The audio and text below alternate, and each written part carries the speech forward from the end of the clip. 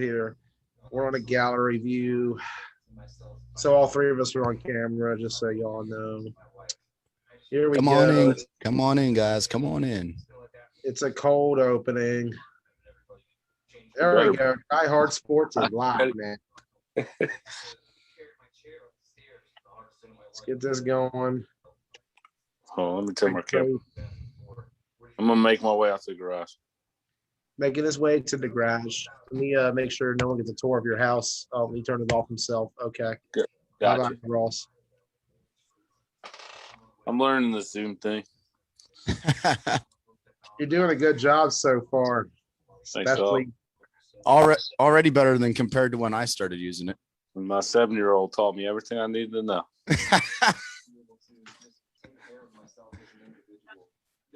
it's crazy to think about that, man. That's like when our parents would tell me as kids about video games and computers and all that stuff, how we knew ahead of them.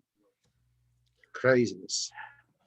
Luke was 2 years old and able to just rock out on Overwatch and all kinds of video games. It's crazy.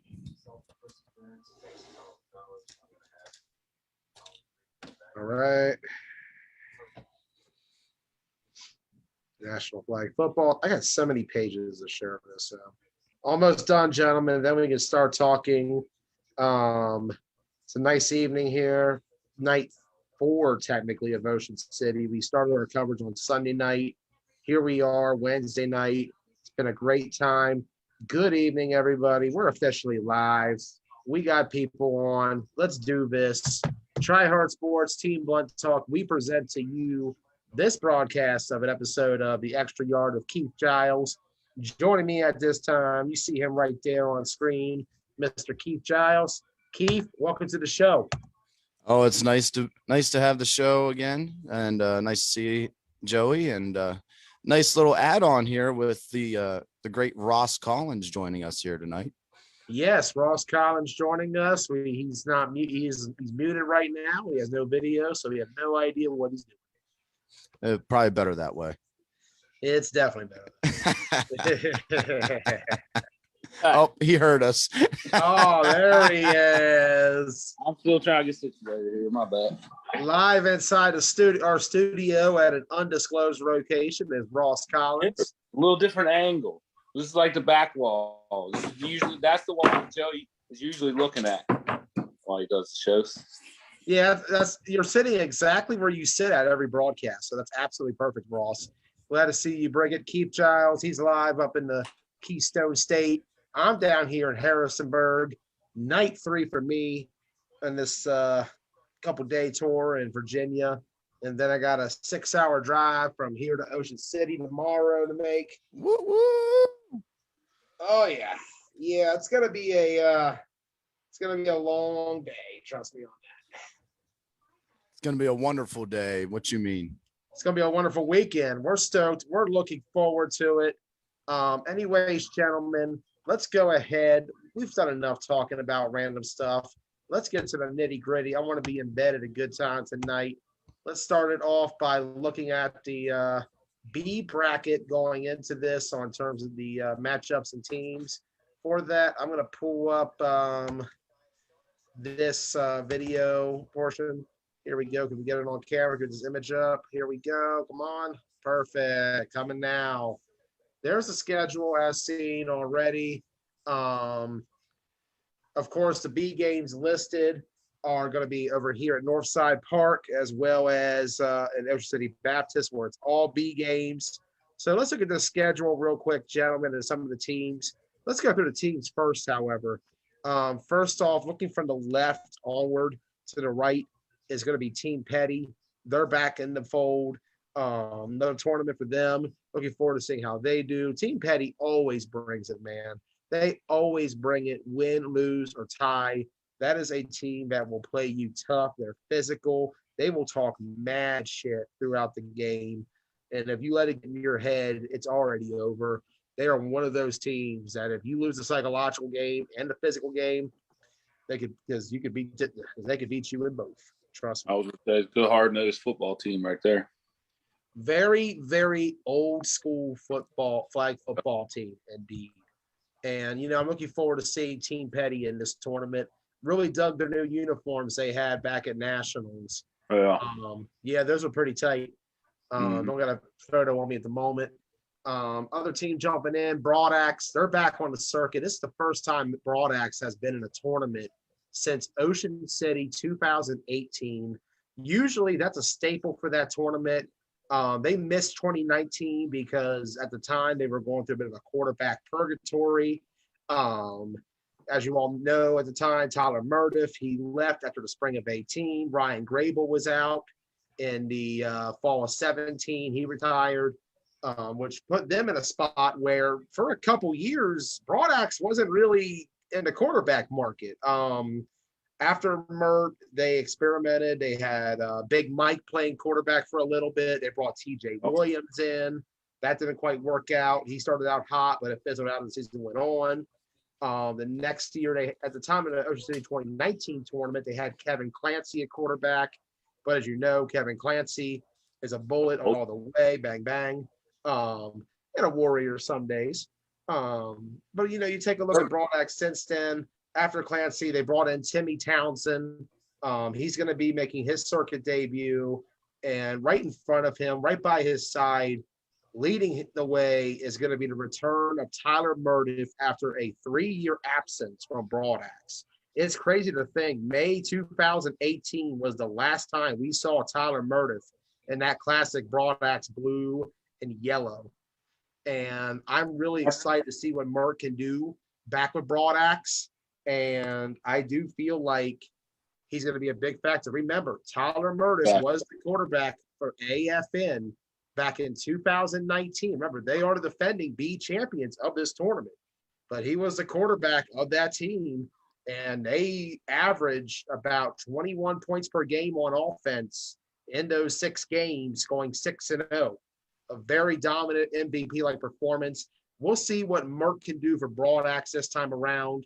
Also joining the foray, the Long Island Demons. The Demons were a team that made some noise in B in 2019. They beat AFN in Albany for the championship and then lost in a very close nail biter with the 148 Outlaws in Rhode Island that year. So you got a team who definitely has the credentials coming in.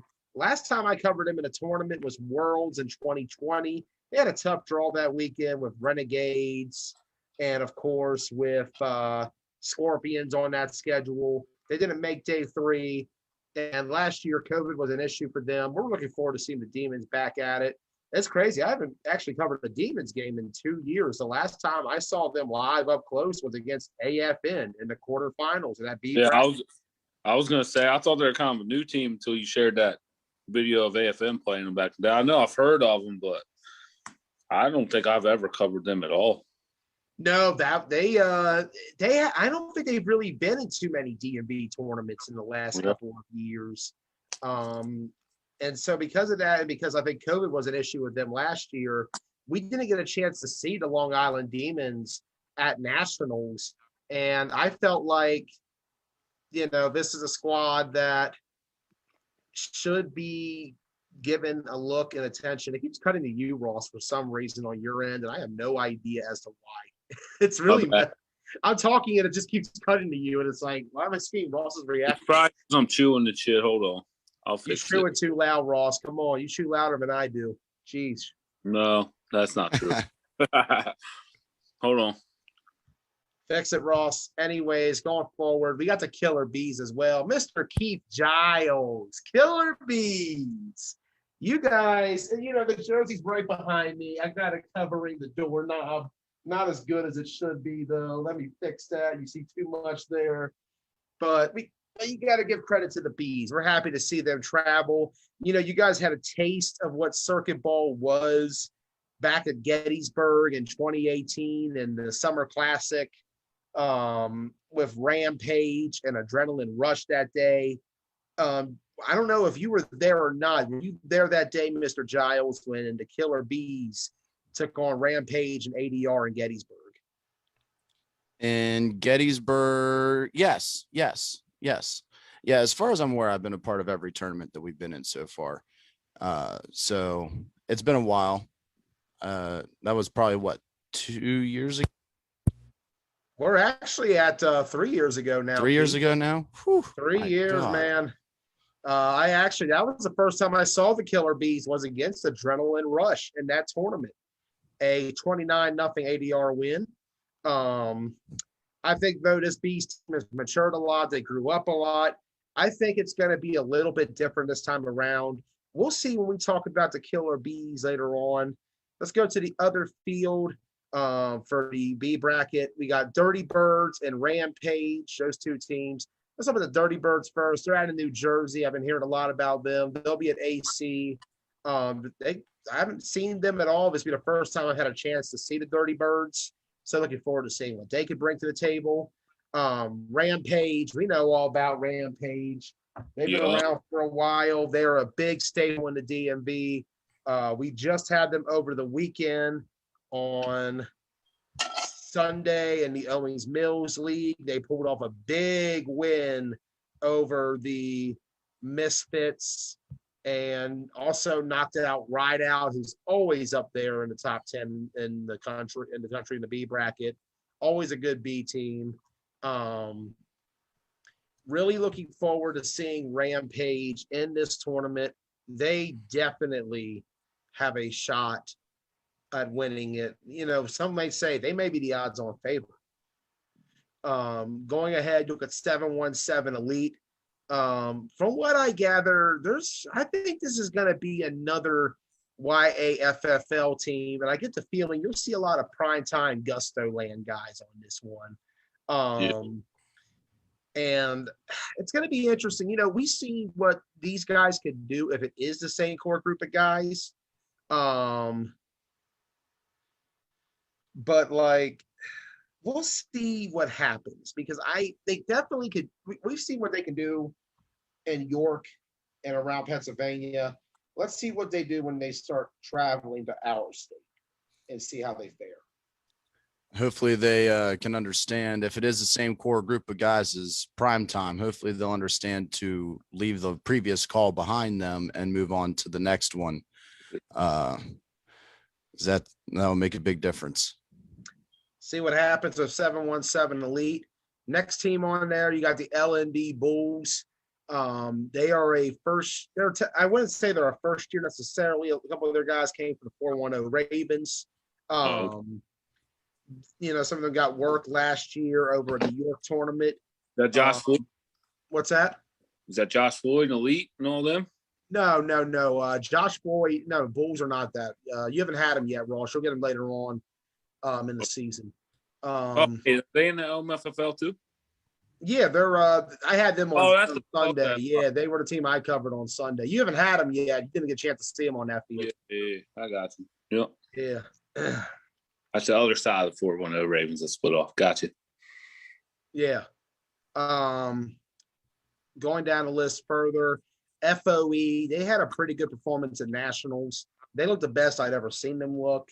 I feel like they hit a turning point with that tournament. And I think that this time around, they have a chance to really do some work in Ocean City. Against them is Maryland Benham, Robbie Sparks and company. This is actually going to be a rematch from the OMFFL playoffs last year. Those two had faced off, which Venom won. Should be a good game at 11:30. You know, Venom and company, they're competitive, man. They're tough. They will play hard. They'll play well. We'll look forward to seeing what they can do in this tournament. X-Dogs, they're making their return to the circuit. It's been 2 years since we last saw the Dogs on the circuit. That was Ocean City 2019. They went 2-0 on day one. They had a plus 40 entering day two. Gave it to the Blackhawks, who were a little undermanned that day. Seems to be a bit of a problem with the Blackhawks in some tournaments. They come a little undermanned, and it comes back to hurt them. We'll have some more on them a little bit later.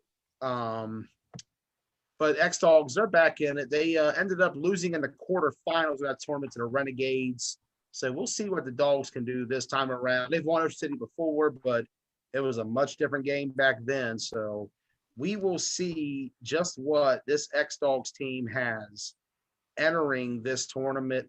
Excited to see them back out there. I feel like they're one of those teams that should have been playing circuit ball, but you know, they got their way of things over there. They're busy with real life stuff, and I applaud it because no matter what, they're always, always, always going to bring 100% to the field. Yeah. You take a look, Blackhawks is the other team, Tommy Lightfoot and company, defending MAFL champions. They were actually the only team to beat the NTB Wolfpack at Nationals this past year, the reigning B bracket national champion. They got them 10-7 on Saturday before the Wolfpack got revenge the next morning in the Sweet 16 tournament. Yeah. Then you go looking at it, Riot Squad. I had a glimpse of them over at Nationals. They played Rob Lane and the Blazers very well in that first round game on Sunday. Just didn't have the offense to get enough points to win it, but it was a very competitive game. And, when you're able to hang with an A quarterback like Rob Lane defensively, that speaks a lot to what your team can do. So I'm really looking forward to seeing them in this tournament. That game of X-Dog is going to be very intriguing. You're going to get a very interesting defensive game out of that. Yeah. Also on there, the Long Island Ducks, they're coming down from the GCFFA. They're always playing A teams. They're an A team up there in the GCFFA. They're playing against the likes of the Punisher and Strong Island. So they're more than ready for this tournament. The Long Island Ducks is one of those teams. They're always up there, one of the best teams to come out of the North. They're going to bring it to this tournament. Looking forward to seeing them. I missed them at Nationals. I don't know. Did you have them, Ross? I think you came in late in their game. I think that was the battery issue. I came in late. That was the game that I was supposed to record, and I had to go to Walmart and get new cords for the damn phone. So yeah, because we had 2 cords die on us in a 2-day span. Like 3 or 4 of them. It was literally like 3 or 4. Hey, overcoming the odds. That's what TBT does. Going and looking around to the next game, or next team, rather, I should say. And, man, it keeps cutting you for some reason, Ross. It's really weird. Or is this lagging? I don't realize it yet. Probably that. Yeah, because I think it's the stream messing with me because I see 2 pick. That's what's messing with me. Jesus. All right. Looking ahead, Baez Auto. We talk about how X-Dogs have been a staple of Southern Pennsylvania for 20 years. If there is a team that can challenge the X-Dogs for that state, it's Baez Auto. You look at the resume that the boys in blue have put in the last couple of years, it has been insane. Runner-up Ocean City 2019 to AFN. Semifinalists Virginia Beach lost to AFN, who went on to win the tournament. Charm City lost to Rideout in the semis, who went on to win the tournament. Clash of York 1 lost on day 2 to the Renegades, who went on to be a runner-up in that tournament. You look at the next month when they played in Capital Classic, top 8 again. You go back to Worlds, top 8 again. You look at Clash of York 2. They got to the semifinals before falling just short to Aftermath after playing them competitively twice.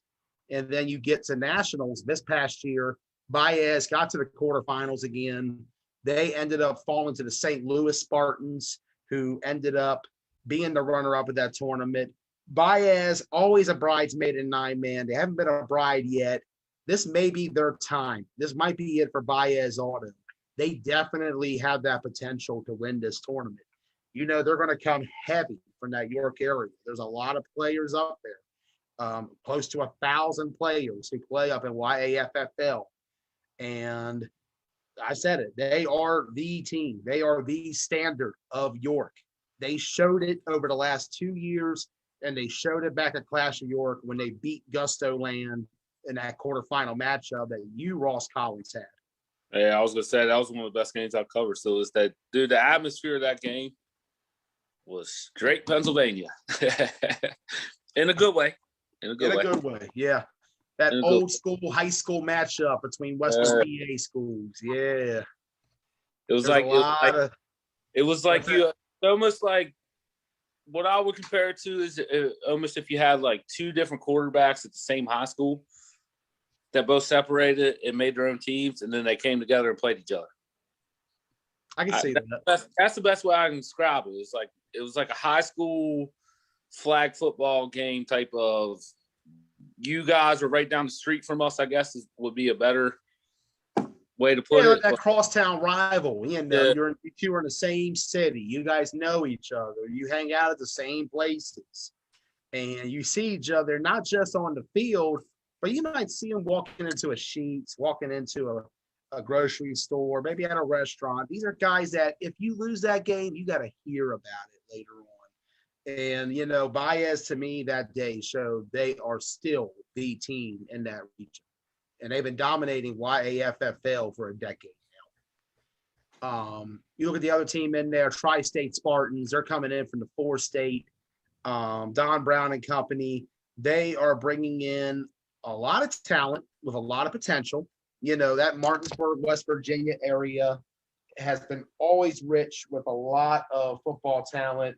And, you know, what's notable about them is they are a team that played very well in the last 6-7 months. This is a team that I would not have had on the circuit September of last year. Just looking at where they were September of last year. They probably more football than anybody on this list in the past year. They probably just all together they probably played more football. It's crazy because they were a team who practiced all the way. They practiced all year. They didn't stop. I don't think they have stopped. I think they practiced every weekend since last January at this point. Yeah. They're putting in the work, and we're looking forward to seeing what the Spartans can do. You know, one thing about them that stands out to me, they are a predominant West Virginia team. Their name is Tri-State, but 90% of the talent comes from that eastern panhandle of West Virginia.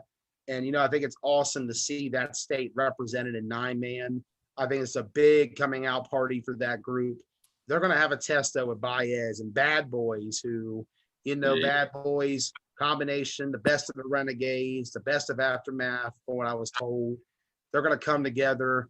And, you know, we saw them about 2 weeks ago at OMFFL. You had them against the Maryland Venom, Ross. They definitely have that old Renegade swag and spark, but I do feel like they definitely have what it takes to win this tournament and make a lot of noise in the circuit year. They dropped from A to B, but they definitely can play up to that A level. Oh yeah, big facts. You can tell it was like their first outing when I did their game. You could tell it was like their first outing, but other than that, yeah, they'll be fine. I think they'll be fine for this. I think so too. You look at the other teams, Maryland Titans.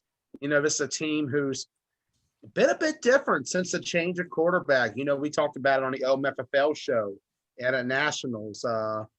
Locke stepped down after years of being the guy at that position. He brought Doc in to come in and play after Doc spent a long time playing on the A circuit for a good bit. You know, Doc's a veteran. He's been around the game for a long time, and the spark he brought to that team on offense at Nationals was insane. They played some of the best ball I've seen in years out of them in that offensive area, and they had quite a run for themselves. They got to the quarterfinals before falling to Rampage, but they were making some noise along the way and showed they can come out and play. And, you know, they definitely could sneak into that semifinal spot. We saw that at Capital Classic a few years ago. The last DMV tournament, they made the semifinals. So let's see what they got. I'm looking forward to seeing what the Titans got. This next team, they're a familiar team. We've known about the affiliate nation for many, many years. And the resume they put together in 2019, the last full circuit year, it was insane. You know, the Atlantic City, they got to the championship game. Ocean City, they won. Virginia Beach, they won. Albany, runner-up. Charm City Classic, they played in A against the likes of the Strong Island Bulldogs. You know, you look at Capital Classic, AFN got to the semifinals, falling to the Scorpions. And then Worlds, they got to the quarters, fell to the NTB Wolfpack, who ended up being the runner-up. And that was the last time AFN won a circuit game. or a 9-man tournament game in any capacity since then. Clash of York. You take a look at it. 0-3 at Clash of York. Lost to Baez Auto. Lost to the Blackhawks. Lost to the Scorpions. You take a look at it. You had, in the case of Nationals, 0-3 as well. And it wasn't a bad 0-3. It wasn't like they got blown out. They just couldn't win at the end. Ross, you had AFN when they took on the Nomads in that tournament. And you think about it now, it's scary to think they don't quite have the dogs they used to have. I was gonna say that honestly, my opinion. I actually thought about that earlier today. In my opinion of the AFN Nomad game, it was all. I think I even said it during my live broadcast. It was all Tay. It was Tay Sosa making things happen. Without Tay, I don't know. I don't know. Yeah, and now that they don't have Tay, the question is, can Keytrail Lewis step up? I've heard he's the guy at AFN now. And, Trail, he showed that potential for many years. He definitely can play because of that 8-man style in Virginia, but he's won before with AFN, back in the spring of 18 in Washington County. He came up here and won the league. I may be wrong, but I think he may have been the quarterback of Virginia Beach as well. If not, correct me in the comments when they won that tournament. I think AFN, you just got to wonder, where are they now? This is not the affiliates of old. They got a couple pieces still, but it's definitely not the affiliates of old. Yeah. And I think it's crazy to think, man, where we were with this franchise 2 years ago when we were talking about them on the show, and life comes at you fast. It really does. And with AFN, a lot has changed since 2019. And we're going to get to the last one here, BSN, Brick Squad Nation. I think that was the team Renegades destroyed at Nationals in day one. Or was that Beast Mode? That might have been Beast Mode, actually. Yeah, Brick Squad Nation sounds familiar, but I don't know too much about them. I know they're from Rhode Island, but I've never covered a Brick Squad game, so I can't really say anything on Brick Squad right now. Who are they playing? What's that? Who are they playing? They are going to take on AFN and the Titans, which we will have coverage of. I think it's going to be interesting. Remember, it's tough. This is a B tournament where if you do lose 2 games, you go 0-2 on Saturday, you're looking at C bracket on Sunday. And I think that adds an intrigue factor to it. We'll see how that turns out. And that's in regards to this tournament. Ron Savage has invited me to watch his live video while I'm doing a live video. Okay, Ron. All right. So with that said, what's that? I said thanks, but no thanks. Oh, man. All love, Ron. With that said, let's get to what the rankings I had at the end of the circuit year that just passed, 2020. This is what I had after Nationals. As you see, number 1, obviously, I had NTB Wolfpack. They won the tournament. They were the best team in the country at the end of it. Can't dispute it. Can't deny it. Wolfpack, best of the best. Number 2, of course, I had at the end of that tournament was the Spartans. Their defense balled out all weekend. They beat the Renegades twice, and in that second game, they just blew them out. They picked off Jaleel 4 times, made a big run, got to the championship. Just not enough against the Wolfpack, however. Then after that, you got Rampage, and that final ranking I had after Nationals. Rampage always brings it, as I mentioned. They had a good performance, fell short to the NTB Wolfpack in that semifinal. But before that, Rampage was balling, man. After that, I had Renegades, of course. They were my number one entering that tournament. They played well. They played well, just not well enough to win it. They definitely had the guys to make something happen. I'll get to adding people in a minute, Chico. I'm just right now going through the teams and all that stuff. So any of you guys waiting for the Zoom call, I sent you the link. I'm just waiting to go through this stuff, and then we'll get to the actual call portion. So bear with me on that, fellas. If you are watching, I apologize for the long delay. Just wanted to try and make sure I got in everything I wanted to say to start the show. We'll go in the order of people who jumped in to the best of my ability. After that, I had the New Jersey Blazers, Rob Lane and company. They had a good run at Nationals. They had a pretty tough schedule as well. You know, they had to play Rampage. They had to play Nomads. They ended up getting to the quarterfinals before losing to the Wolfpack. To me, they were the fifth best team at the end of that tournament in the B bracket. I had Long Island Ducks at number 6 out of the GCFFA. You know, they played well, just couldn't finish against Renegades in that quarterfinal. Very competitive team, very good team. Looking forward, like I said, to seeing them in Ocean City. After that, looking at it, it was Baez Auto. Baez fell short to the St. Louis Spartans in that quarterfinal. Only a 7-point loss for Baez.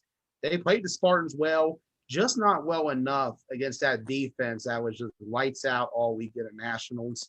My 8th at that time was the Maryland Titans out of the OMFFL. Like I said, Doc and company, they made a run. They had a good run. They looked like a much different team than what we had seen out of the Titans the last couple of years. And and I'm really excited to see like what they do in this tournament. Blackhawks, they had at number 9 that final ranking. They, like I said, the only team that defeated the NTB Wolfpack was the Blackhawks in that tournament. But like I said, Wolfpack got that win back. And then, of course, the final team I had in there was the Elite Rebels. You know, TJ Holston and company, they did well. So well that they thought they made the move to 8 this time around. So looking at that factor of it, a lot's going to change in these rankings. You know, I talked to Twan G the other night. I think he's trying to get on as well. We're going to see if we can get him on the air tonight. They have made it official. Wolfpack is now an A team. So the NTB Wolfpack has made the jump to A. He says he wants to play very soon in a tournament over here. So you're going to see the Wolfpack come to the East Coast sometime this spring or summer, hopefully soon. I know St. Louis 9-man, they're kicking off in 2 weeks finally. So really excited to hear from them. St. Louis, yeah. I also got some information. I know the Spartans of St. Louis, they intend to stay in B, but I don't think we're going to see them till Nationals next year at least. Maybe they'll pop in for a tournament. I hope so. I really do. It'd be great to see both Spartans and the Wolfpack make their way back over to the East. Rampage, they're still in it. Renegades, you know, we mentioned the merger or sort of merger. I don't know how exactly to describe it with Aftermath. Blazers, for what I gather, Rob Lane and company, they're back to A. They're going to play A in Atlantic City. So that's official. They're an A team now, so they're going to be out of the rankings. Ducks are in this tournament. Baez are still in it. Titans, Blackhawks still in it. Elite Rebels, they have made the jump. They're going to play A in Ocean City. So they are no longer in the rankings for B that we have. So let's go and take a look at the teams who got votes entering this new rankings. So like I said, with what's going on with the Wolfpack situation, they're no longer in B, they're in A now. So with that, we are vacating that spot.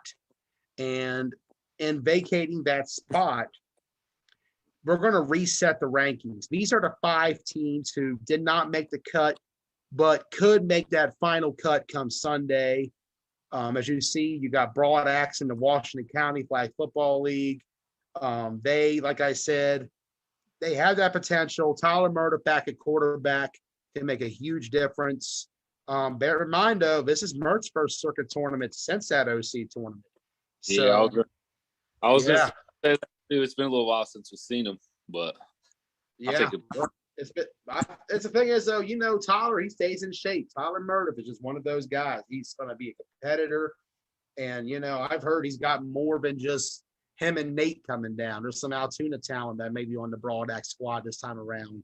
I think they're going to be a team that will be underrated and could make some noise. Same for the X Dogs. Like I said, the X Dogs of the KFFL, they've always been a perennial contender yearly.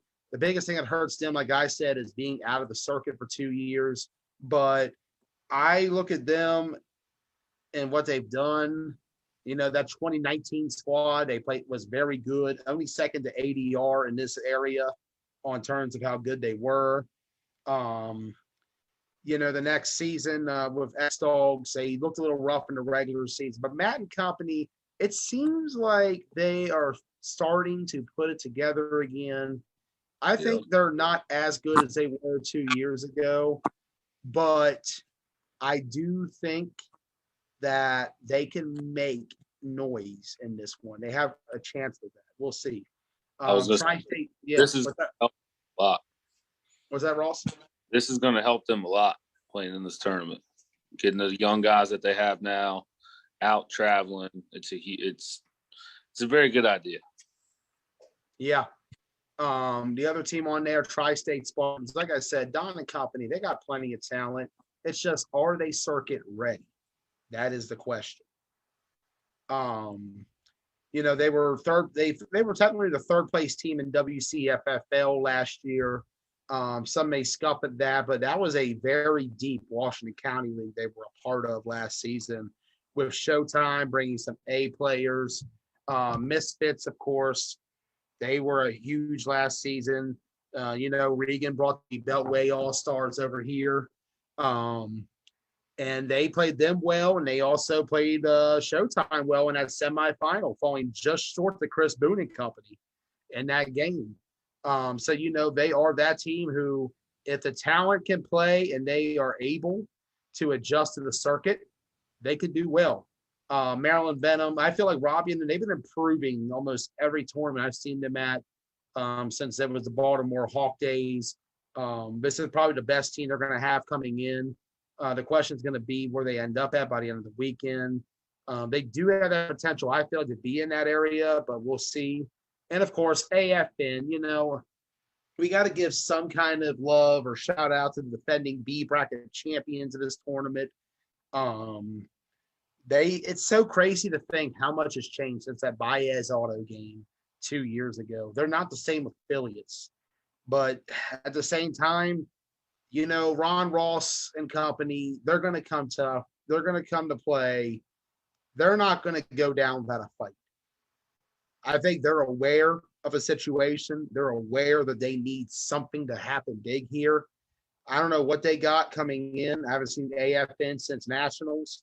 Truthfully, the last game I covered them was Clash of York 1. So we'll see what AFN has, or Clash of York 2, rather, coming into this tournament. So here's my top 10. Got it on screen. I don't know how good it looks. Might be a little cut off at FOE, but that's my top 10. Looking at it, number 10, FOE out of Maffle. Like I said, they had a really good performance at Nationals, I thought, which gives them momentum coming into this tournament. Mind you, these are all the teams participating in the tournament, not the teams in general. So no disrespect to a ride out who's not in this. This is not me dissing them. I'm waiting to see when will they jump in the circuit. I think AC, we're going to have some more teams involved in that. I'm really looking forward to seeing how it grows throughout the time. Team Petty, number 9, of course, out of Maffle. Like I said, they're always going to come out there and play tough and physical. Battle is a genius at quarterback. He's a coach and a player. It does them both real well at the same time. Same with Blackhawks and Tommy Lightfoot. Depending on who they all got, they could definitely bring a squad that could be reckoned with entering this tournament. Riot Squad, like I said, that defense is extremely good. It's just they got to get that offense together. I feel like they do. They definitely have a chance to make some big-time noise in this tournament. Long Island Demons. It's been a while since we've seen the Demons. I think some might see this as disrespect to the Demons, but they haven't played in GCFFA yet this season. I think they played a Corona Classic, one of them last year. But outside of that, the last time we saw the Demons, like I said, was Worlds 2020. And, I read supposedly Heller won't be there for this tournament. So we'll see what the Demons got. And of course, after that, we got Maryland Titans of the OMFFL. I guess they've gotten better with Doc at quarterback. I think he gives them a chance to compete in this tournament and possibly get up there and win it. They're one of those teams that could be a dark horse at the end. Baez Auto, like I said, they're always up there, always consistent. You can never count out Baez. They were the runner-up of Ocean City in 2019. And I fully expect them to be a top 10 team at the end of this tournament again. Long Island Ducks, like I said, they're up there in GCFFA, and they're not playing just B teams. They're playing A teams. They're playing Punishers and Strong Island. Actually, I watched them the other day on my way to OMFFL against the Punishers.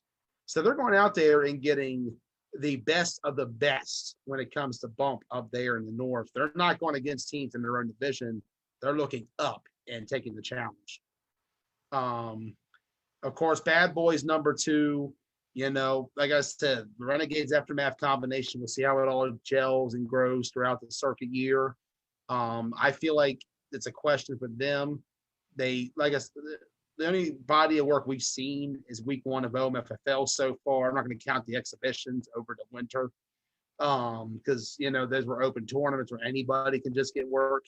So we'll see what they got coming in here. And of course, number 1, I got Rampage, and they've looked really good so far to start this season. A lot of people thought Rampage was dead after they lost some of the Misfit guys.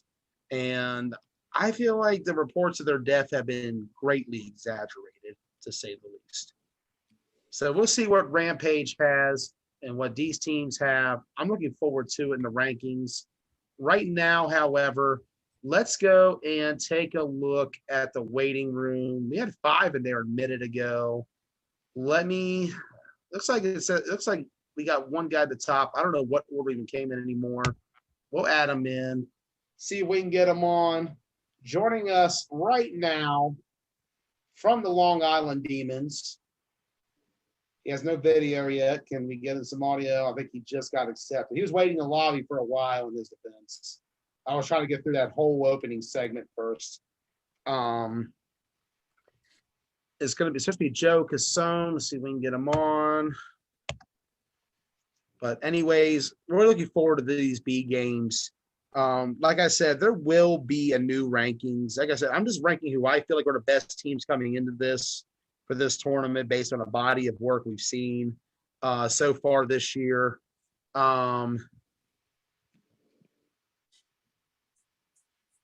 I'm really looking forward to seeing how this progresses the rest of the year. Your thoughts, gentlemen, on the B rankings so far? I'm waiting to see if we can get Joe on. Still showing no video on his end. I missed half of it, to be honest with you. The hell are you even doing? You know how it is here, man. I got fucking kids running around shit. Oh, roster. I heard Rampage was 1. I did hear that. Which I can agree with that. I can dig that. Yeah. No, I can dig it too. I completely agree with that. Like, well, of course, my rankings, but yeah. Yeah. I would hope you would agree with it. They're yours. You want me to put it back up for you, Ross? I'll put it back up for you. Yeah, do that. Right. I'm going to put it back up for you because you missed that entire portion of the show. It's okay. So this is what it was for entering this tournament. Look at these 10 teams. Ross, your thoughts? I can dig that. I like that list, Jeff. It's tough. It's tough right now because, like I said, like we are still very early in the new circuit year. The body of work we have so far is just based on a few things. So let me see if we can get anybody else in here. Looks like Joe's taking a minute. I'm going to admit one more person in the room. See if we can get him on, an old familiar face who's making his return to Ocean City. He was in the A bracket championship game for the Maryland Bullets as their water boy. and Tao Guy back at Ocean City in 2019. But he was very close to getting that A championship for the first time. Now he's returning to the circuit. It's been a while since he's been here, but he's been to Ocean City many times. Tommy Hoffman, welcome to the show. We got him.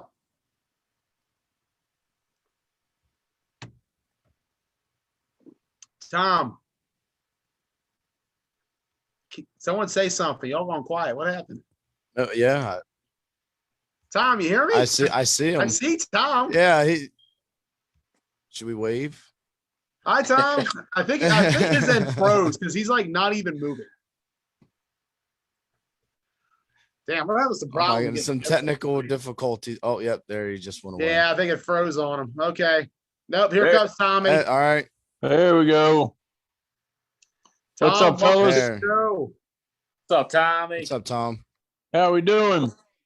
Doing good, sir. How are you? Man, you even got Ross Aroni on video? Oh, my goodness. Yeah, I don't like it one bit, but here I am. We're At on least you separate. got that light in the back, keep you all blurry. It's not it's my phone is cracked right where the fucking thing is, so it picks up light really weird. That's why man, that stinks. I'm trying to fix it. I've been over here doing this shit, all kinds of shit, but it is what it is. Your wife says you're lying, by the way, Ross. There's no kids with you. Yeah, I had to take a piss and refill my drink. I'll just blame my kids. I blame my kids for everything. Jeez. Anyways, anywho, You would Tom, call- we mentioned 2 years ago, last time you were at Ocean City, you were with the Maryland Bullets. You got to the A bracket championship. Broad Axe did not play that season. Why was Broad Axe out for a while? We talked about the quarterback situation. Was that a big part of it, or was there other things going on with the Axe? I would definitely say quarterback situation. After Grable and Mert retired on me, we had the one season with TJ. And then, at that time, Clancy was our quarterback. So, but he was going to play with Bullets, and we were kind of high and dry without a quarterback since he was playing for Bullets. Yeah.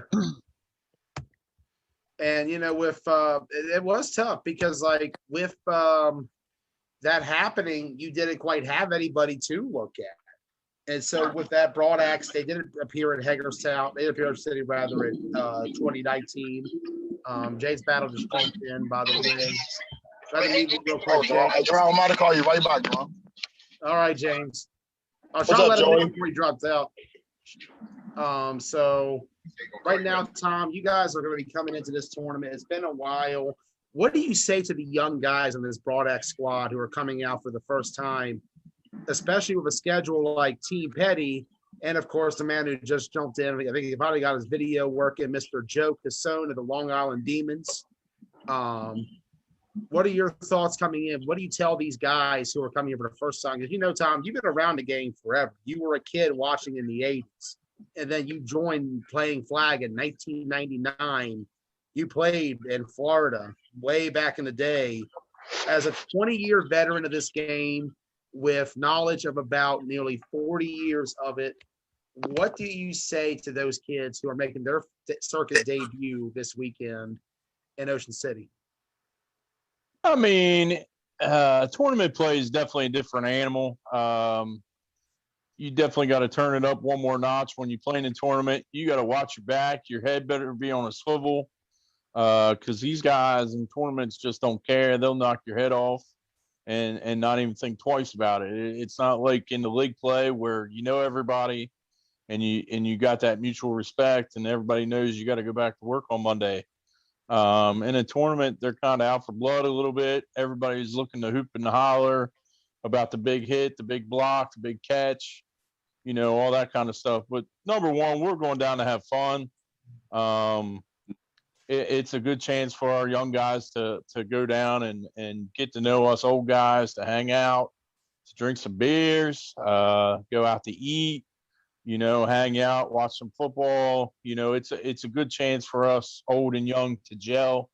I like to say that we do that a good bit at Broadaxe, but our young guys haven't quite bought into the going to the Broadaxe after most of the games and hanging out after the games and stuff like that. So that's where when you get in crunch time, you kind of get each other's backs doing stuff like that. And a road trip like this can really help your team gel and get to know each other. Big facts. Yeah, Big. I 100% agree. So you got two opponents for the pool play. Team Petty, that's going to be the first opponent. I don't know. Have you played Petty before, Tom? Is this the first time for you taking on Petty? I feel like playing with Miller Lite or Broadaxe, we've never played Team Petty, but I feel like somewhere along the line, playing with Red Knights or one of the teams I played with down in Ocean City, I've played them before, but I can't honestly. I've been away from it so long that I don't even know who's on their team. It probably changes so much anyway, but I'm not real sure who they are at this point. And same thing with Long Island Demons. Like I'm going into it, I have no scouting report at all. So maybe I'll get you. Perhaps Joe and James could tell you about Demons and Petty, respectively. Joe, James, welcome to the show. What's going on, Joey? Nothing much, sir. How are you doing tonight? Good, I'm good. I was driving a little bit. Yeah. James Paddle, meet Tom Hoffman. If you haven't met him before, I'm sure you guys may have crossed paths at some point on the circuit. Oh, okay. Yeah, I heard he played with Red Knights. We played him in Ocean City a few years ago. Okay. Okay. As well, it's gonna be interesting. We actually got four different. We got four teams in the same pool in the chat, right in the call right now. Oh, for real? Yeah, you guys are all in the same pool. Keith Giles is on the Killer Bees. Tom's in Broadaxe, and of course, you got Joe with the Demons. So it's pretty cool to have all you guys on here right now. Let me put in a gallery view. Perfect. There we go. All six of us represented. Joe, welcome to the show. So Joe, I'm going to ask you real quick. Tell Tom who the Demons are. So 19, we were the number 3 ranked team in the nation heading into nationals. Your mic's a little off, Joe. Your audio is pretty low. Yo, can you hear me now? Might be a little close. Hold on. Can you hear me now? Pretty decently. All right, cool.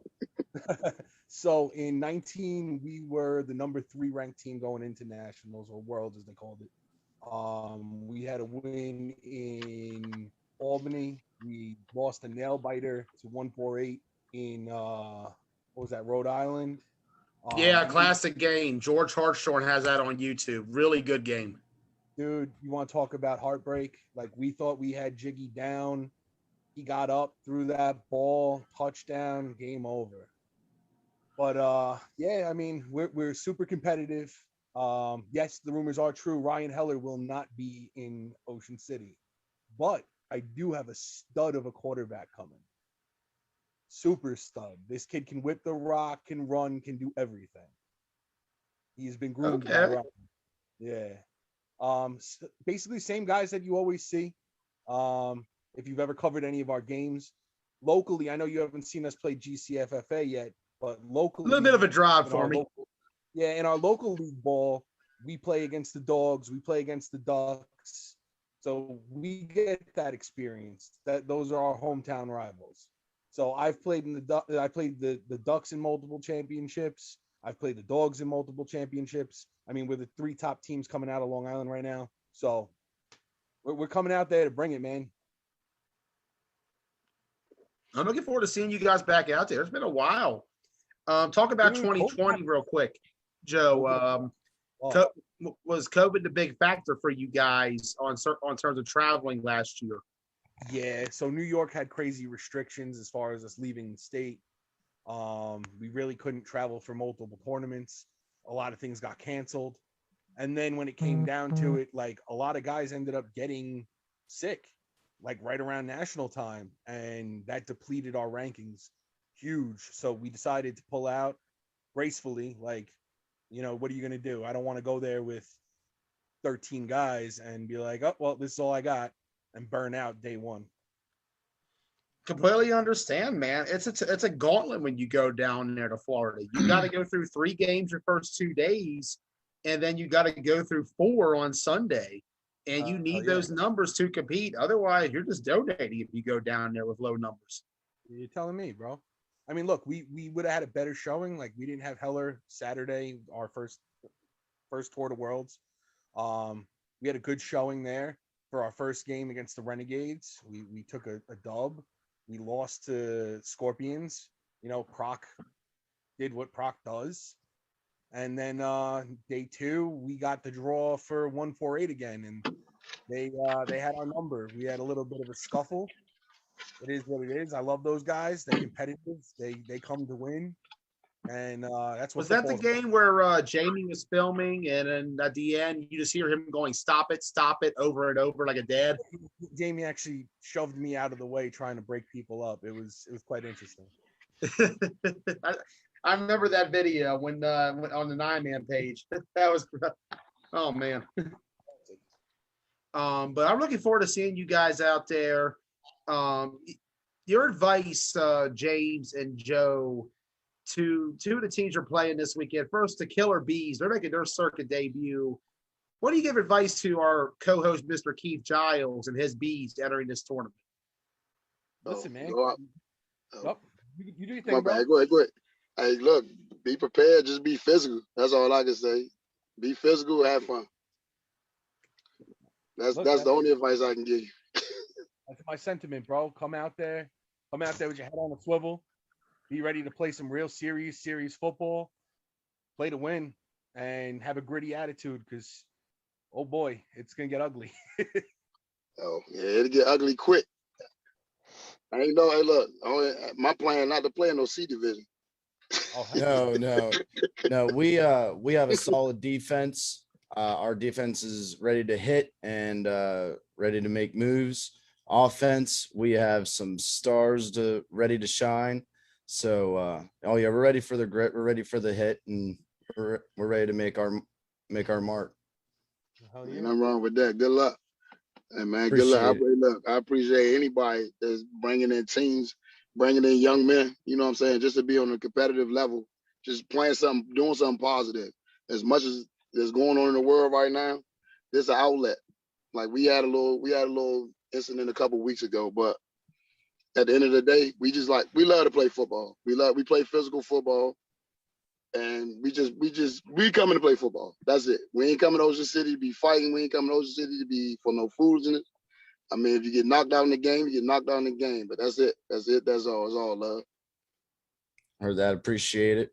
Yeah, no, we're ready to go. We're ready to fight. It's gonna be a blast. I know I'm excited, and can't wait to see the talent down there.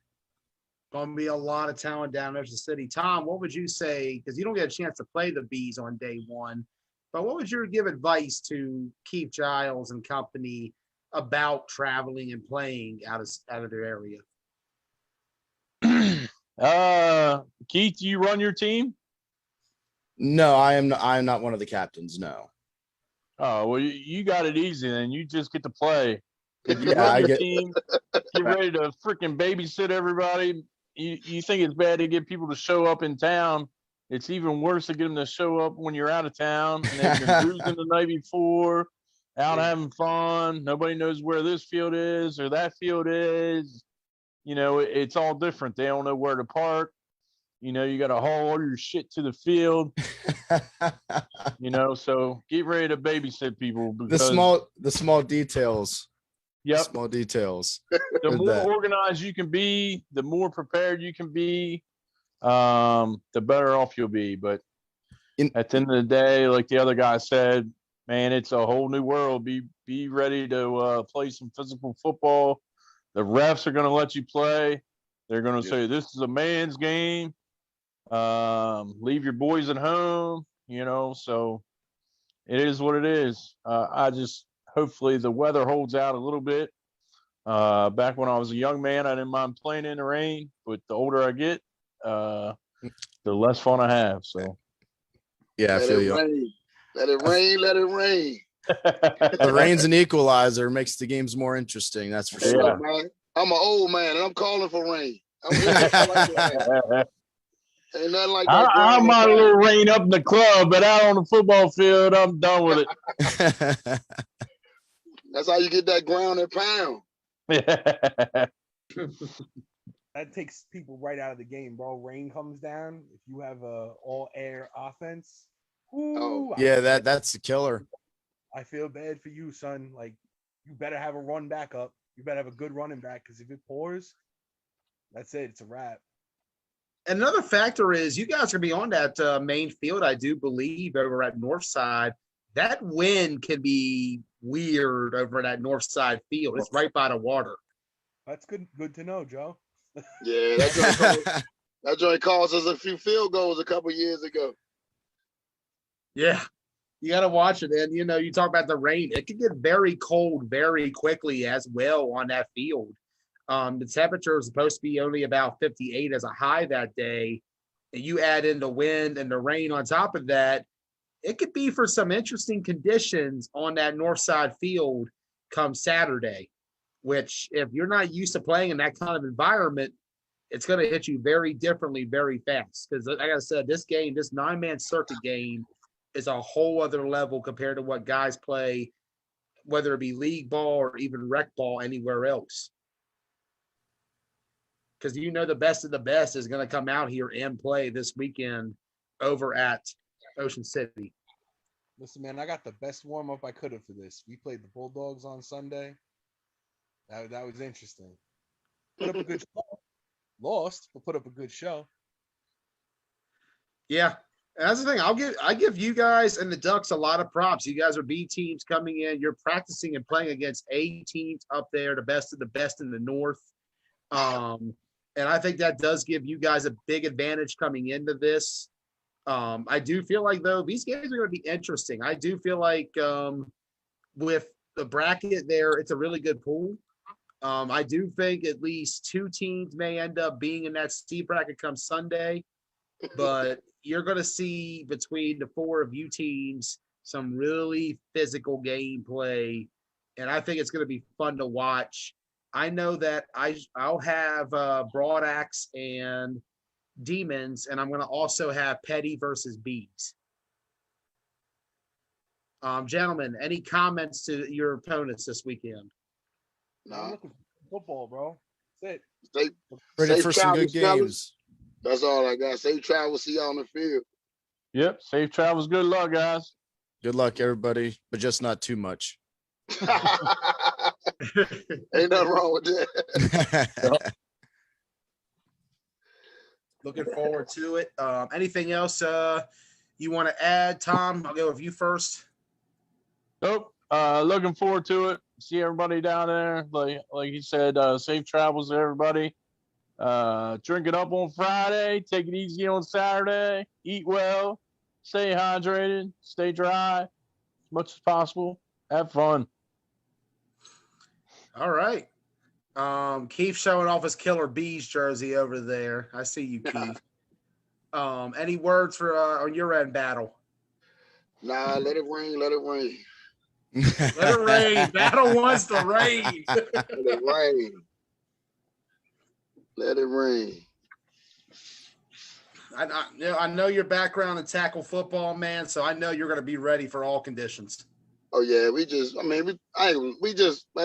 have fun. For a change, we just want to have fun and execute a lot better. We got some new guys on our team this year, so this their first tournament with us. So we're gonna see how it turn out. I mean, we just gonna have fun. We can go out there and have fun and play some good football. Looking forward to seeing it. Joe, any other words on your end? I hope you guys have a safe trip down. I'm looking to have some fun football.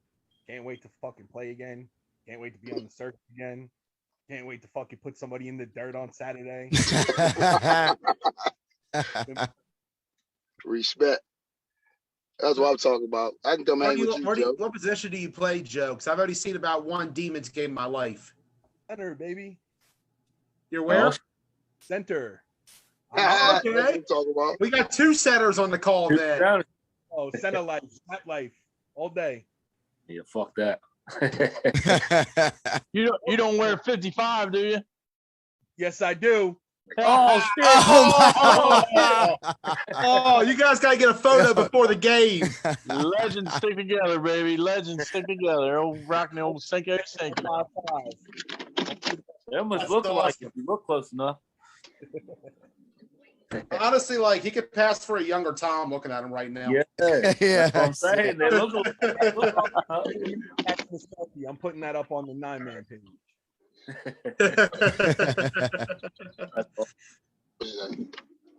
All right, gentlemen. I think that's it for questions wise. Anything else you may want to add? If not, then we're good to go. All right, Joey, thanks for having me. I'm glad. Hey, look, I'm glad I can make it this time. Last time, man, I was running around. I couldn't get on the call. It's all good, Battle. Glad to have you. Looking forward to seeing you Saturday. I'll have that game. Killer Bees. # Team Petty. It's going to be a very interesting one, Keith. You and your Bees. It's not Shippensburg down here. Trust me.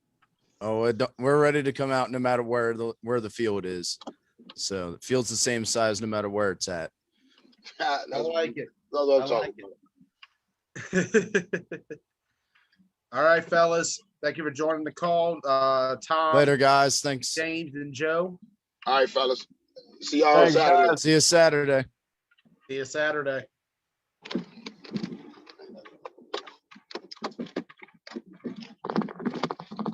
James Battle, Joe Cassone, and Tom Hoffman all joining the call. Got another person. Battle still trying to lead the call. There we go. My son tried to get it from me. And joining us right now from the Bulls is Mr. Kevin Fields. Kevin, welcome to the show. What's up, fellas? Nothing much, sir. How are you tonight? I'm good, man. Just did a long shift, so I'm headed home now. It's been a long day. Yeah, I can feel you on that. Trust me. Work's been fun this week. But Yeah, you I'm know sure. what? Yeah. I heard you say something about a 6-hour drive. Shitting me. Yeah, they got me in Harrisonburg on work tomorrow. So as soon as I'm done work, it's about a 6-hour drive. 5 if I choose to use tolls to get to OC from here. So should be a really good time with that. But I'm looking forward to seeing how your Bulls do. We had you guys a few weeks ago in OMFFL. I covered your games with the Maryland Titans and the Elite Rebels, game. You guys seemed like you were gelling a little bit early on, and it definitely worked out later when you guys played against the Titans. You guys definitely showed that potential against them. That pick 6 on Doc late in the game was clutch. Unfortunately, you guys weren't able to convert on the extra point. But how do you feel as a team going into this with how the season has gone so far in the Owings Mills League? Well, Ravi and Terrell, they tried to give us a couple tune-up games, between the Rebels and then, the Titans, of course. And then, our week 2 got cut short due to, the COVID issues. But that was two games to get us, more than ready for Ocean City with, we were scheduled to play Rampage and I believe the Scorpions or No Mercy or whatever they want to be called. That's a circuit weekend. That's a circuit weekend. Oh, my God. Yeah, so you got to think back-to-back schedules like that, we was more than amped for, to come into Ocean City and really, make some noise and put us on the map as far as the circuit goes, So, but we had a week off, a couple guys got rested up, healed up. A couple guys, dealt with the COVID quarantine, whatnot. So that was a Can we good, get an update on the players? Are they doing well there? Yeah, everyone's good. Like, everyone, went and got tested, like I said, some of my guys were already vaccinated, So we going to be a couple short coming out there, but that's neither, it's always next man up with us. So we just coming ready to ball, make some noise, Like I said, it's a good experience for a couple of the guys who've never traveled in the 9-man circuit at all. So most of our guys are new to traveling, so they're pretty much excited. You know, I'm not excited because it's fucking Ocean City. Like, you know, we can go to Ocean City any weekend, but I'm just excited because to me this is a business trip. You know what I mean? They can have fun, but it's business for me. Um, so that's where I'm at with it. Yeah. And Dallas first just jumped in the call. Try to let me meet you real quick, Dallas, while we talk to Kevin. But you know, I'm looking forward to seeing how you guys do when it comes to this tournament. Looking over at your games, you got 717 Elite, 9 a.m. to kick off the day. Your thoughts on 717? Have you heard anything about them? Do you know anything about them? I was able to catch their AFN game in the 2019 Ocean City Circuit tournament. We going way back on that one. That's the only one that I got. You know what I mean? Like that's the only one I really got any with footage them, on. They've been making a push to travel this season a little bit. They're not just playing 9-man; they're playing 5-man at East Coast Nationals in 2 weeks. They were at Craig Mims' 8-man tournament last month for DMV FFL Nitro, and on top of that, they're playing. They played in the YAFFL Hanover tournament a few weeks ago for 8-man. So they're a team who's definitely cross-trained in multiple styles. It's just a question of, because I will tell you, that 717 you saw 2017, or 19 is not the same team they got now. Okay, respect. Like I say, I don't really know too much about neither of the matchups. I've never seen like I said, I've never seen Elite. I can't remember exactly who was the second team we have. But it sucks. We got the first bracket. Like, you know what I mean? It's like we come. No, good thing about it is without y'all footage, no one will really still not know what we're capable of because most people still be asleep. You know what I mean? So hopefully, you know what I mean, people still wonder who we are coming out. So it's like, you know, we come out, make some noise, make a statement, and then we got to worry about Sunday. Sunday, to me, it's all about Sunday. You know what I mean? Like Sunday's money day for us. So that's when everybody come out. You know what I mean? Everybody, I can't make it on Saturday, but I'll be there on Sunday. So everybody going to be loaded, locked and loaded, ready to go on Sunday. So like I say, handle our business on Saturday, and Sunday wake up, you know what I mean? And it's back to work for me. Like I said, I've been telling my guys, like, look, we can have fun, but ain't no fun going home without, you know what I mean, a trophy or at least making a statement. You know what I mean? Like win or lose, as long as we make a statement, like, yo, the boys is here and we gonna be here. That's what it's about right here. You know what I mean? It's our first year. It's our first tournament. Like I said, you know what I mean? You can't jump out and be a championship team. Like that's never been my mindset to jump out there and say, hey, we're gonna win it all, guys. Let's go. You know what I mean? No, you gotta humble yourself and realize what you going up against. Half the teams in the OMFL been together for 5+ years. Yeah. You know what I mean? So you dealing with teams, even coming to the circuit, you dealing with teams that have been together for years. Granted, I've played with a lot of my guys on my team, but I haven't, you know what I mean? I don't have longevity with these guys.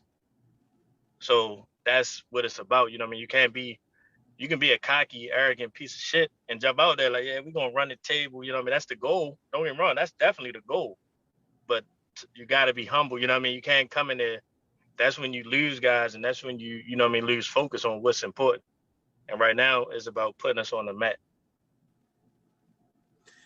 And I'm looking forward to seeing what you guys do entering this tournament. Like I said, the potential is definitely there with this Bull squad. It's just a matter of if you guys could put it together. As you know yourself, it's very different when it comes to traveling. You know, earlier Tom from Broadaxe was talking about it. You gotta, it's not just working that day on the field. You gotta worry about the off the field stuff too, because Absolutely. Yeah, the temptation to go out, drink, and I know who's gonna be not knowing who's gonna be on time, waking up, you know what I mean? Oh, yo, I forgot all about it, you know what I mean? So definitely, like I said, it's different from and you know what I mean, season play, league play, is the circuit, you know what I mean, traveling is totally different. You know what I mean? Like it's like the guy from the Demon said. No, I think it was the Bullets. You know, hey, your head is always got to be on a swivel. These ain't your brothers that you play with every weekend or every season with.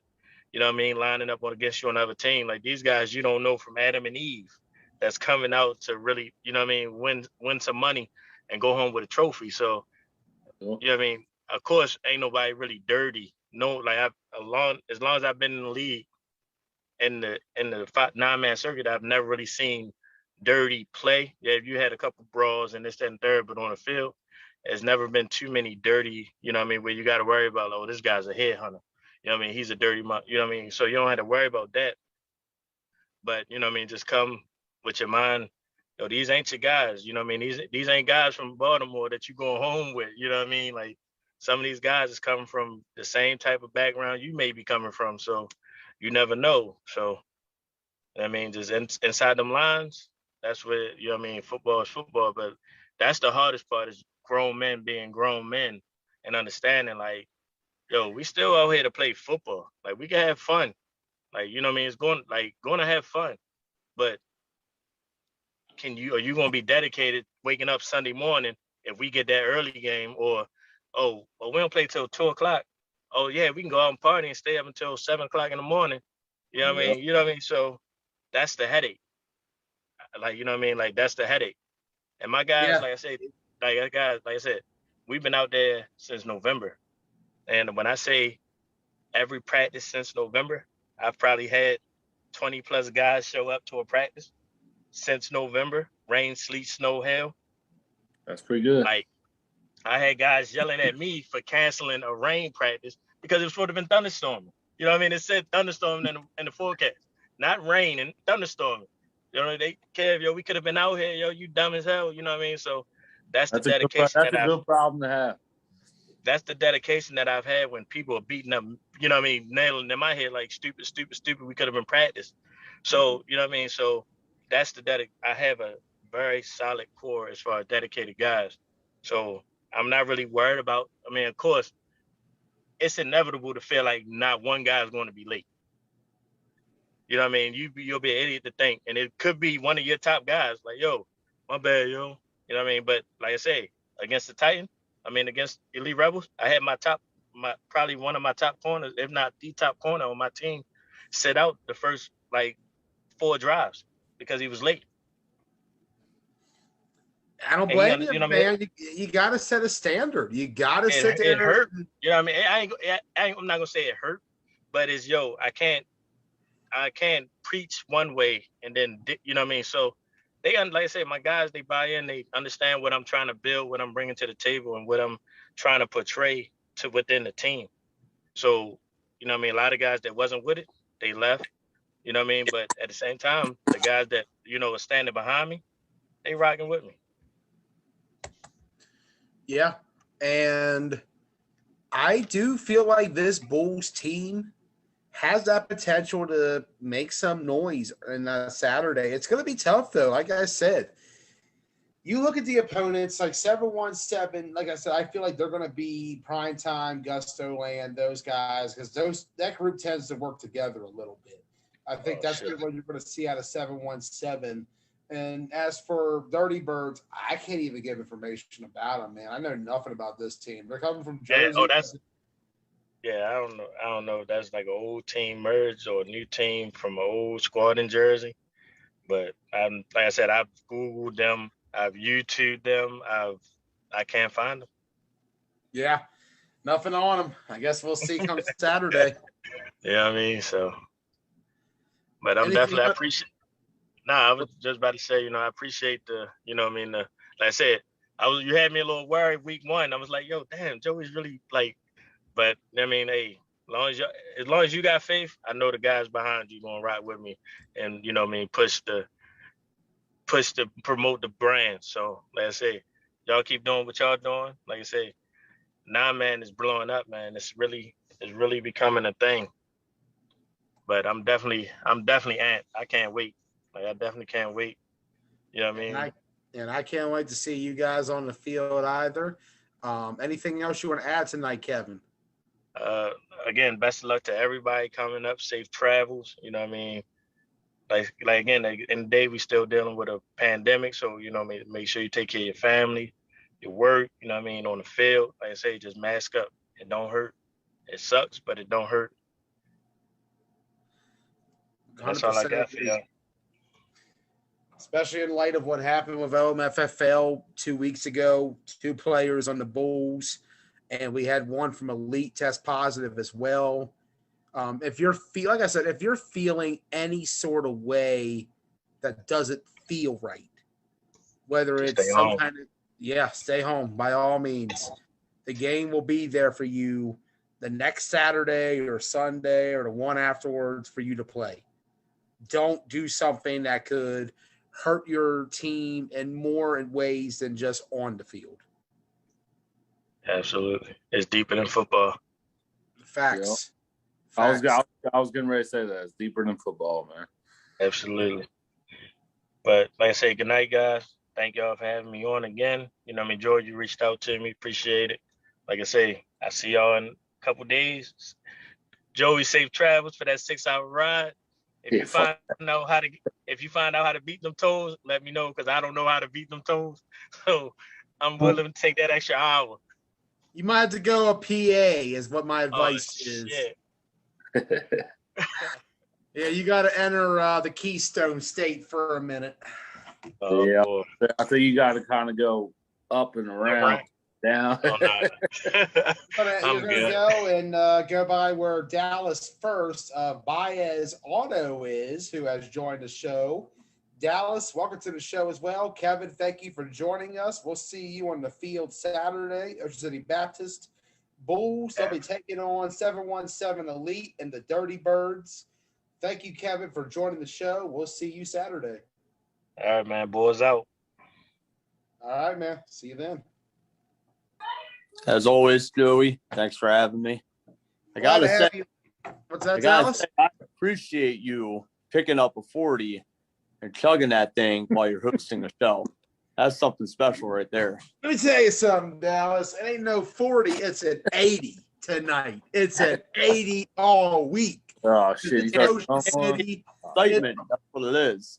Oh, yo, boy. let me tell you, it's Ocean City week.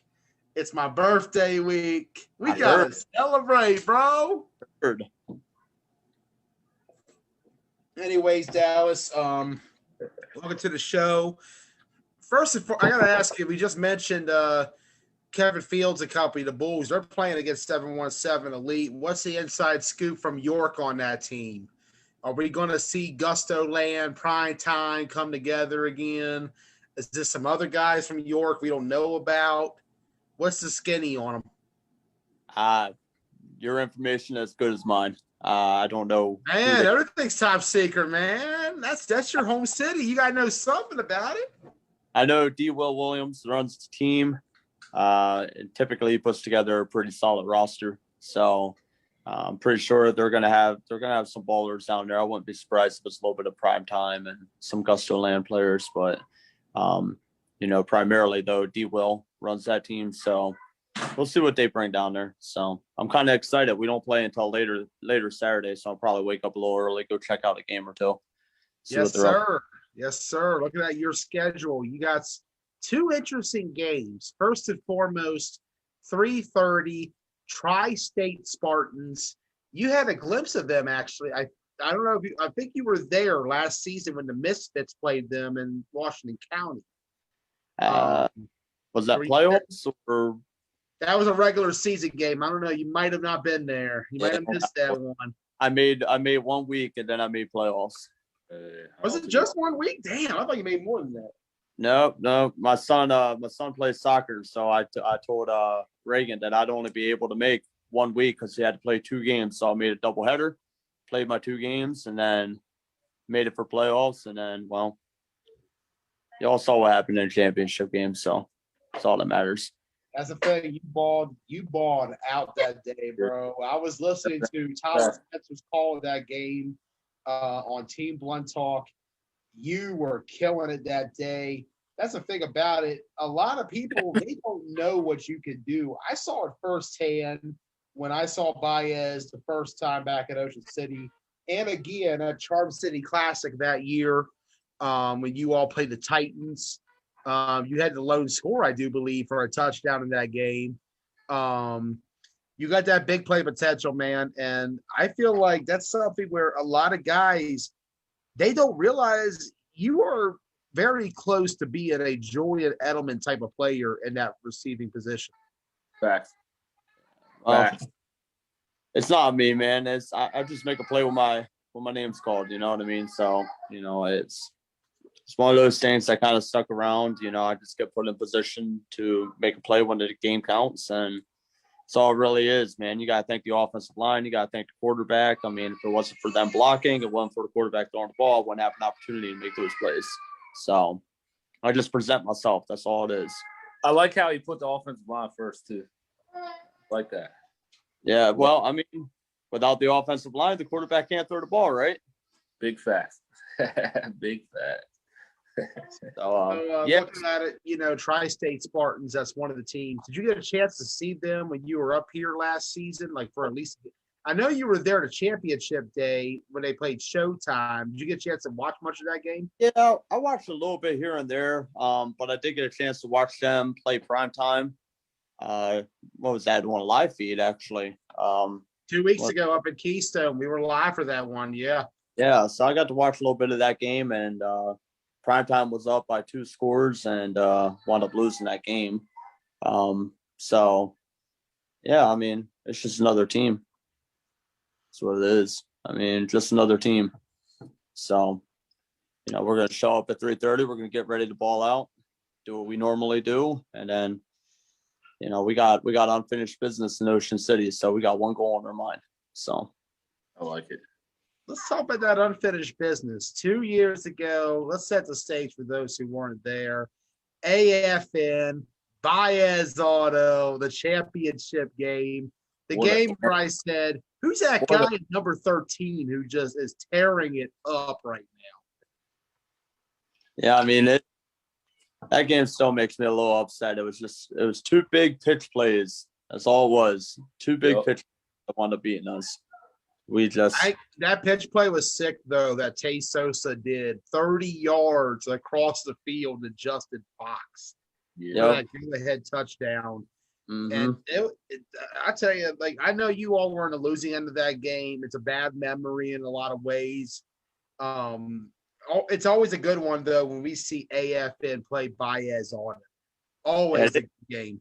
They have our number right now. That's for sure. They got us in Virginia Beach, too, so. Don't forget, though, you guys got the most recent win, Clash of York, just this past year. Yeah, that's right. I mean, look, man, it's always a good battle, man. I like playing AFN. They were a fun competition, So, I don't know what kind of team they're bringing down there this year. Obviously it's a little bit different. They don't have Tay Sosa quarterback, and I know they probably lost a little bit of weapons here and there. So I don't know what kind of team they're going to have now, but got a lot of respect for Tay. Got to play with him with the Misfits. I know what he's about. So, he's earned a lot of my respect, and it's nice to see someone as talented as him play quarterback position. So, but yeah, I don't know what AFN is going to bring. But I'll tell you right now, the game I'm looking forward to is the game against the Bad Boys. So, Yes, sir. Let's get to that game. Bad Boys, Baez Auto. That's going to be 5:00 over on that field.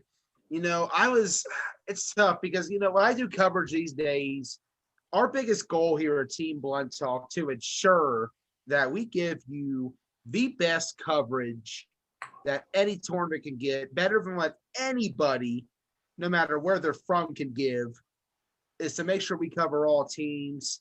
So I looked at it. It was tough. That bracket's interesting to me. That Baez Tri-State Bad Boys bracket. So let's put it like this. I'm going to go ahead and say it. The winner of Spartans Baez will have their game with Bad Boys called by Ross Collins. That's the rule. I'm throwing it out there. If you want your game streamed on Saturday, you got to beat the other team, if you're Baez or the Spartans. It's just tough, man. Right now, I got Ross on the Titans AFN game, but afterwards, I feel like the winner of that game he should follow, whether it be Baez or Spartans against the Bad Boys. I guess I'll be looking forward to that coverage then. Ooh. I got a feeling I will be covering Bad Boys Bias, but that's just me. I know. Yeah, it's going to be interesting, though. We're going to get to that. I can't wait for the Spartans to tell me I'm hating tomorrow, too. I know they're going to. I'm just calling it as a season.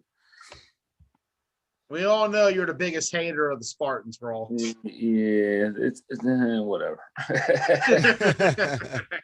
I was trying to help them Sunday, so I don't know. No, I mean I'm definitely looking forward to the matchup. I really am. So I look forward to playing the Bad Boys. I look forward to facing Eddie. So I like Eddie. And I are Eddie boys. just commented Dallas with the crying laughing emoji. Who's the one that made me look forward to the game? I had no idea who the Bad Boys were until Eddie said that he was on the team. Then I figured it was probably some of the Renegade players. Then I heard of some of the Aftermath players. So, I look forward to it. I really do. And those are two teams that you guys have faced off on circuit before. Renegades, You go back to Capital Classic 2019. You guys faced off against them. Aftermath twice at Clash of York. The game where, you guys won, but, Aftermath also won the game, but, it was a tie. But we won what we lost. What's that? I said, yeah, we won, but we lost. Oh, man, that was a good one. That was a good time. and then the final, there was a couple, we'll just say a couple calls that just didn't go our way in the second meetup against Aftermath. So, but that's going to happen. You can't put the game in the ref's hands. So, we all know this. But no, I definitely look forward to that matchup. I have a lot of respect for Eddie. I have a lot of respect for some of the Aftermath players. So, I definitely look forward to that matchup. I really look forward to facing off against them, talk a little bit of shit to Eddie, normal stuff. So I look forward to that. I look forward to it as well, man. I feel like it's tough. Those 3 games with Spartans, Baez, and Bad Boys, there's definitely potential with all 3 of those games. Like, I truly do believe Tri-State will come to play. But I also believe they don't know what they're getting into with what you guys and the Bad Boys have to offer. You're talking about 2 top 5 teams in the B bracket in this tournament. And you're going to see number 2 against number 4 at 5:00. Yeah, I look forward to that. Actually, I got to say, man, I'm a little surprised we're number 4 on that power ranking. That's the thing. Here's the thing. People are sleeping on Baez Auto. And I think it's weird. You look at YAFFL as a whole. There is flag football talent in York that stretches over to Hanover. A lot of talent. It's a lot of talent. John Uri told me 1,000 players are registered to play in YAFFL. There's a lot of players.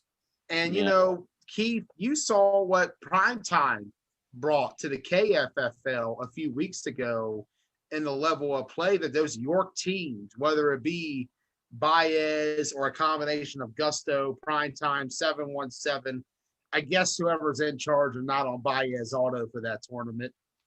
And I do feel like York definitely has that potential to be a good market for the 9-man community.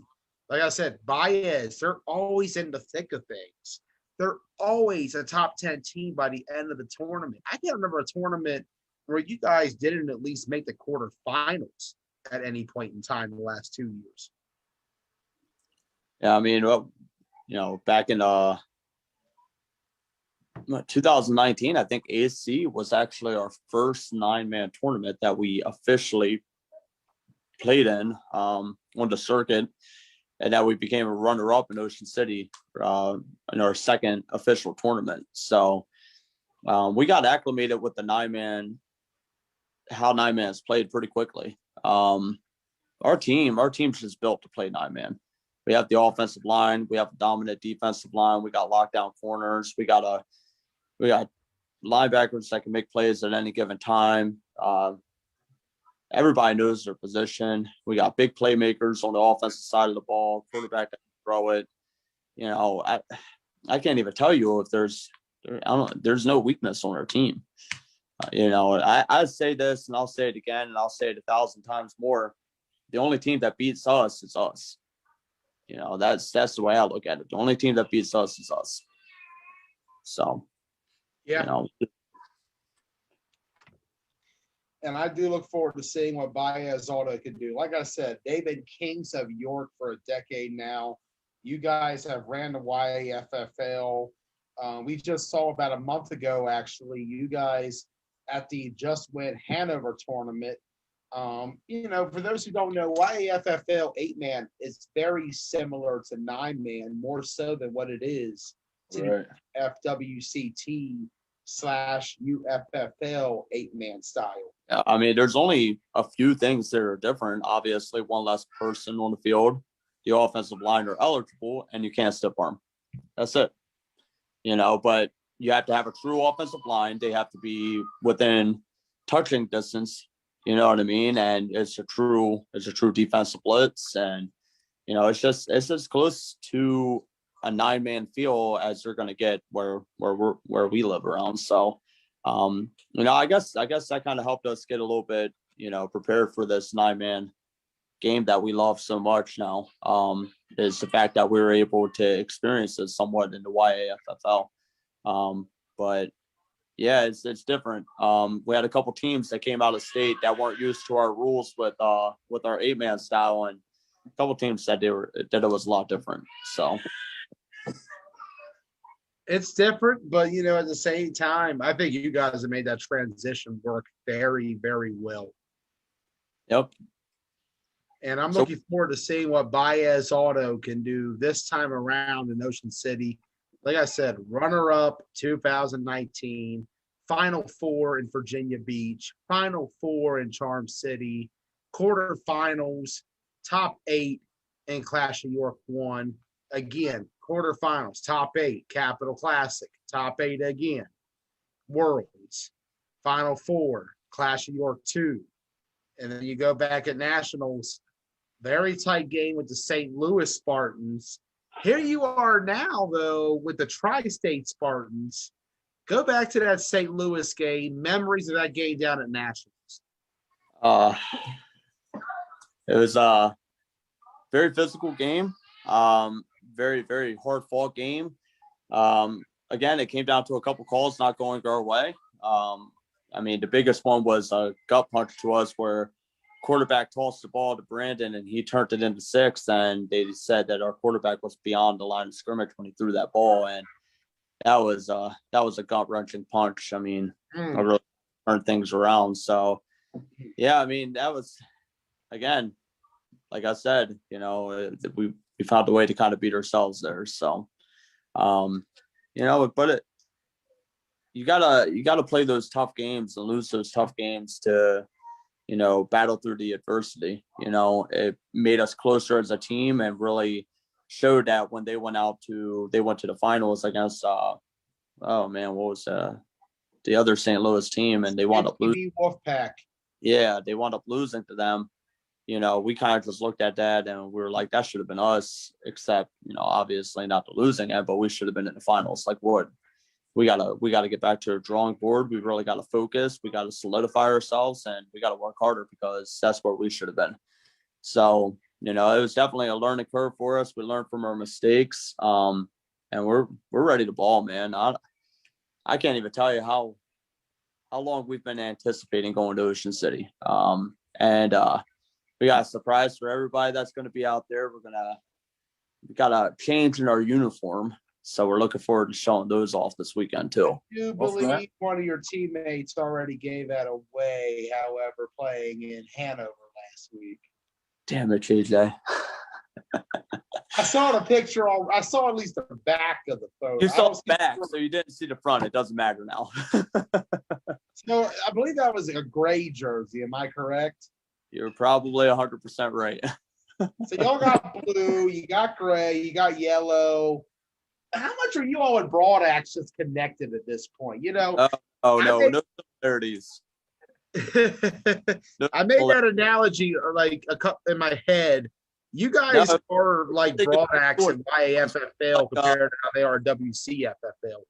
Gotcha. Yeah, no, you're thinking of the blue and orange ones where we look like the Frosted Flakes guy. You know what I mean? That's Those what we blue look and orange ones are just wild looking. That one was that like. one, Remember you those know, ones? personally, I don't got the jersey on me. It's packed in my bag now, but I was gonna pull out the old school Baez jersey I had on Monday night. Oh yeah. Yeah, The the classic OG. blue with the gray stripe down the side. Yes, sir. Yes, sir. The one you all wore in Ocean City last time. Yeah, yeah, 2 seasons. I think that was 2 seasons ago. No, that was 2019. Yeah. Yeah. Man, Ones. time flies. Now we had to step up our skills. We had to step it up a little bit because everybody was wearing the compressions, and we found out the rules about if you have shorts with pockets and if they pull it, that's not considered holding. And yeah, we had to adjust our uniform a little bit. So Looking forward to, and you guys did a new one just last season as well, which I thought I like that look as too. yeah, and we definitely like the look. We're happy to have it. It's definitely a good fit, good feel. So it's nice to be able to play in a local league, win some money for our sponsor, who's the best sponsor out there, and be able to provide us uniforms and pay for these tournaments and everything else like that. So, if it wasn't for him, Mr. Baez, we wouldn't be able to travel the way that we do. So we have the best sponsor around, hands down. Big shout out to Mr. Baez and Baez Auto. I'm glad you guys have made the jump to 9-man. Like I said, the resume you guys have put together the last 2 years, people will say, they haven't won a tournament yet. But how many teams win a tournament as a year goes on? Especially when, in your case, you've lost to the champion of Ocean City to get eliminated. You've lost to the champion of Virginia Beach. You lost to the runner-up of Charm City. Or no, the champion of Charm City Rideout that year. You ended up losing to the runner-up of Clash of York 1. You ended up losing to the runner-up of Clash of York 2, the runner-up of National. You guys are always on the cusp. You're right there. And I feel like people don't think about Baez Auto because of the fact that YAFFL is not considered a 9-man territory because you guys have your own unique 8-man style up there. And it's something where, like I said, I do feel like you guys have become the new standard of 9-man in Pennsylvania. And that is not to disrespect.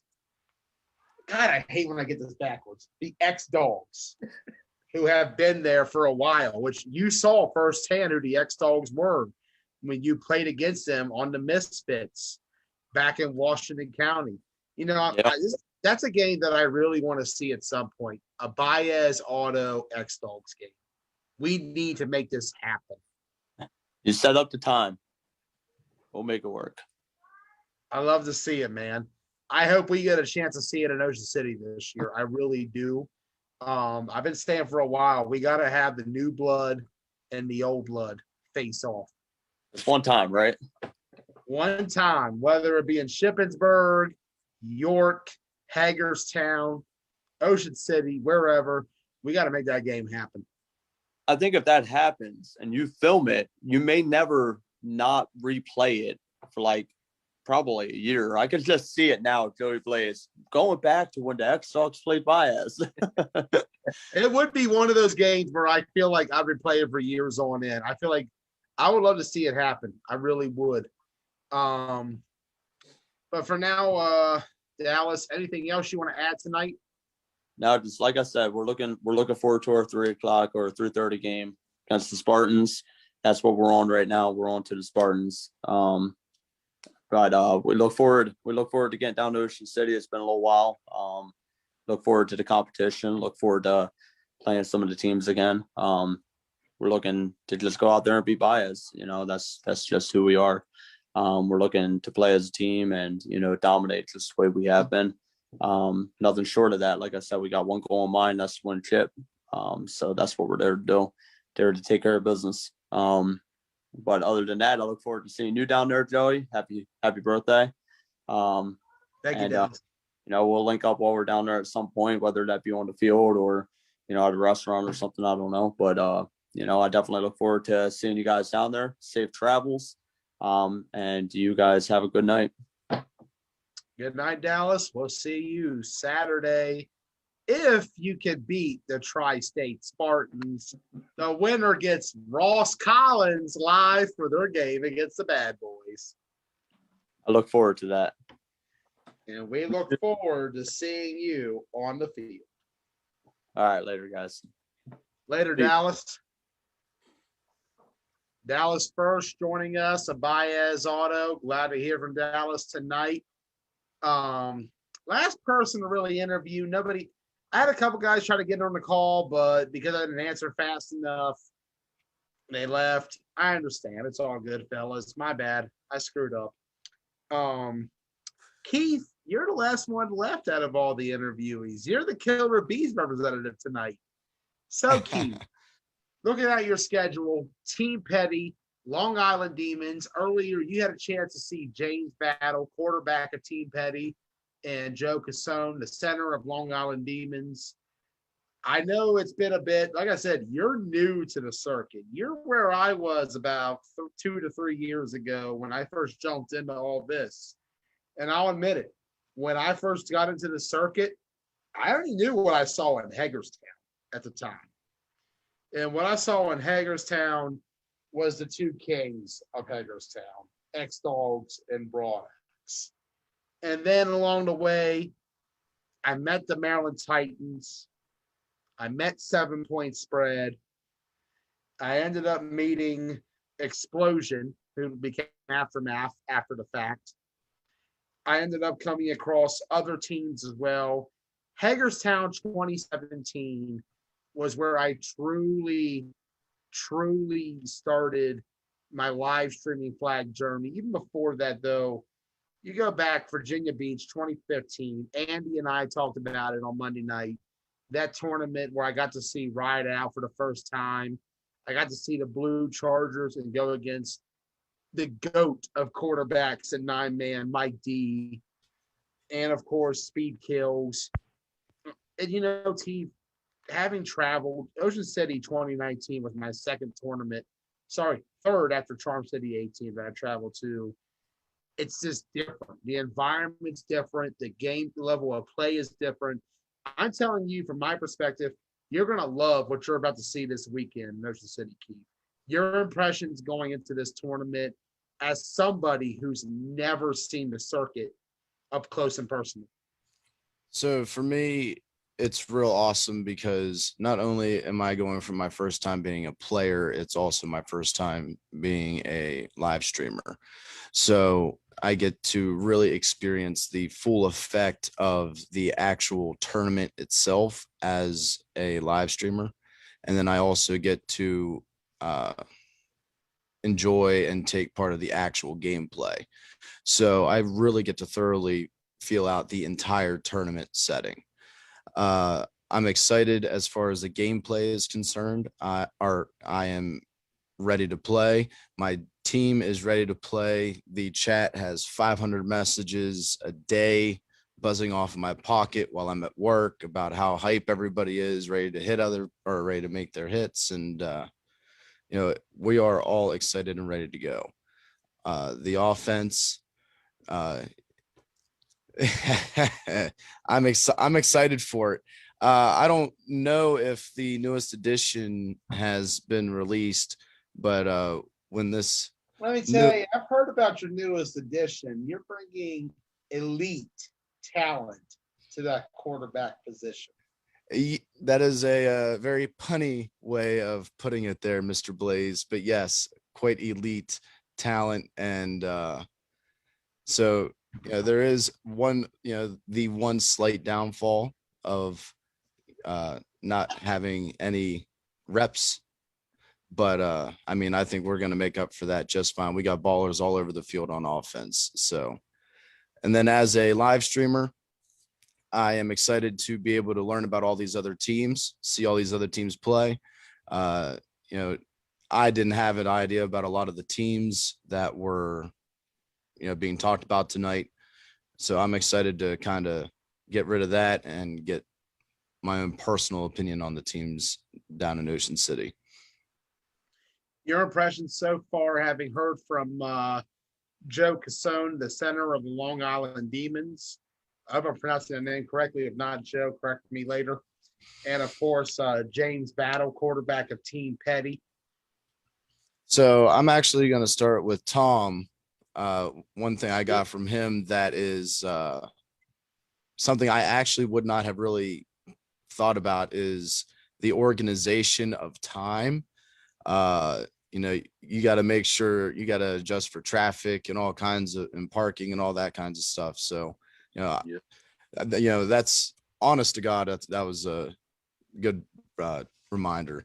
But as far as the play, they all said the same thing: head on a swivel, have your attention, focus, all ready to go at once. It's excited. I'm excited to see the level of talent. I'm excited too, man. I really am. I'm happy for you, Keith. Like I said, I first met you in 2019. I remember going up there, watching you in KFFL. I had Joey Blaze vibes from 2 years prior when I was going out there and filming Washington County on every Sunday in the spring, every Saturday in the fall, that 2017 year. For you, I think I would love for you to have the experience I had 2 years ago in Ocean City. Ocean City was the tournament to me that changed everything in the right direction. I look back at that tournament. That was the first time I called an A game, an A championship game for its entirety. I had been in Hagerstown, of course. I covered both A and B championships that game, but I was there for Laney's and Maryland Bullets. My experience going back to that, because that was the first tournament that I streamed outside of Hagerstown, was that the whole thing blew me away. Just the environment, the atmosphere, the level of talent, the level of play, all of it was just amazing. And, I look back at that tournament in Ocean City 19, and, I want to give a lot of thanks to you, Ross, and your wife as well. You and her made it happen. That was during a time where I had no money, and I still have no money to this day. I'll get it back eventually. But back then, I had nothing. And, you and your wife offered to let me stay at the place you guys had. And I really appreciated that. That meant a lot to me. And I really feel like it ended up helping grow what we're doing right now with Team Blunt Talk. That was a tournament where everybody got to see who Joey Blaze was. And all because someone knocked the camera out of my hand. Yep. Yep. I'm waiting for the day that to happen to me. Not gonna be a good day. If that happens to you, I feel like I gotta run over to the field and restrain you immediately. There better be somebody around. I'll tell you that. See, you're different than me. With me, when they knocked the camera out of my hand and he looked back at me and was laughing, all I saw was AFN sideline running over, and I was like, you know what? I'm in good hands. I'm good to go. Yeah, that is facts too. At least it was an AFN game. AFN was ready to pounce on that guy, and I don't blame them one bit. I haven't seen him since, man. What happened to that dude? Whoever you are, comment in the chat. Let's have a reunion on Saturday or Sunday. Let's sit here and talk about it. 2 years to the day you knocked the camera out of my hand. But I'm excited, dudes. I really am. That being said, let's get to the prediction round. Let's go ahead. Let me share it real quick, gentlemen.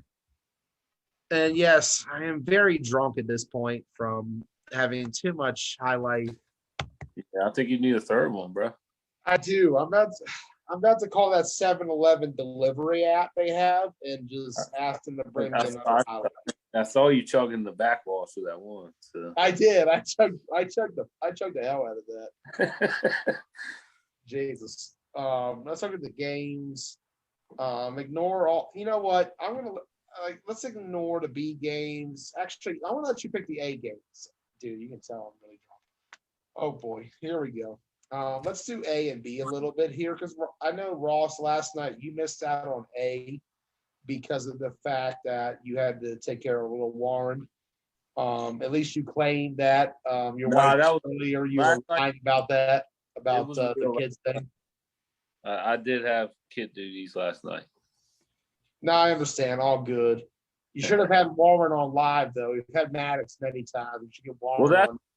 I was going to, and then when she brought him in, she was like, "He doesn't have pants on," and I was like, "So what? He's, That's a little different. I understand that. Whatever. But let's look at the schedule. Going across 9 a.m. Dirty Birds, Rampage. Who y'all got, Keith? I know you don't know much, but just fire some shots in the dark. You're where I was 2 years ago with all this. With the A-Brack, what was the first one there? Sorry, I was talking to We're going to Candace. go Dirty Birds, Rampage, 9 a.m., Field 1, Ocean City, back to school. Who do you got? Rampage. You got Rampage. Ross, who you got? Rampage, obviously.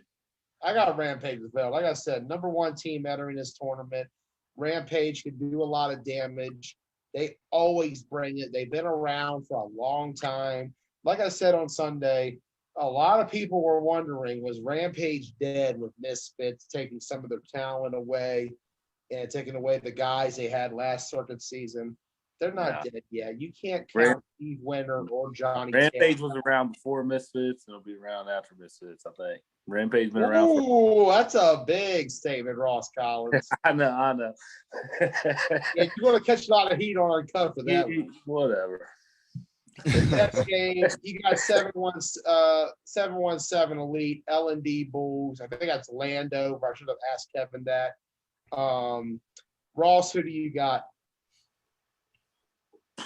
I'm going to go Bulls. You going to go Bulls? I'm gonna go Bulls. To be fair, I really don't know that much about either team.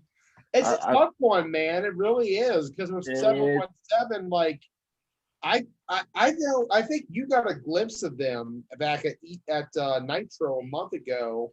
Yeah.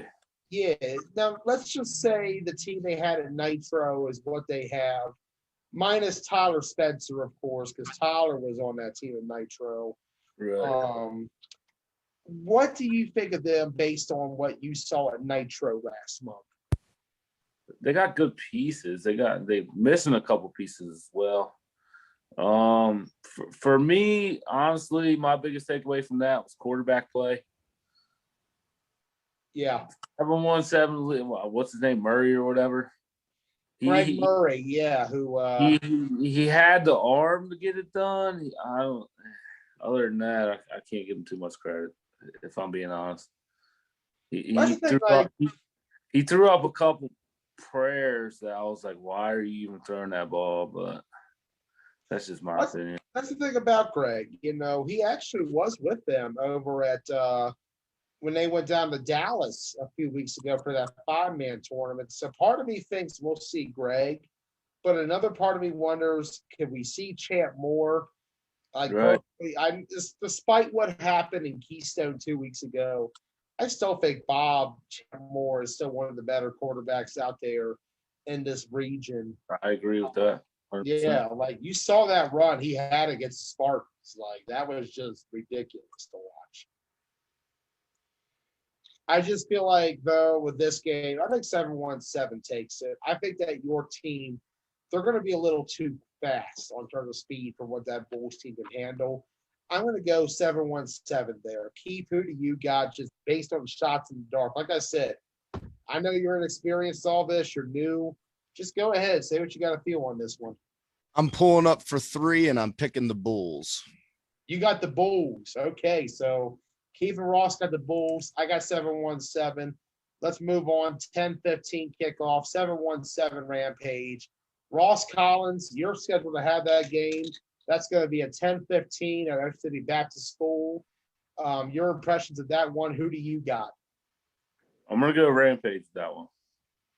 You got Rampage? I'm going to go Rampage too. I just feel like you have Steve to. Woodward, yeah, like I said, you got a guy like Chris Price at quarterback, Right. back there throwing the ball.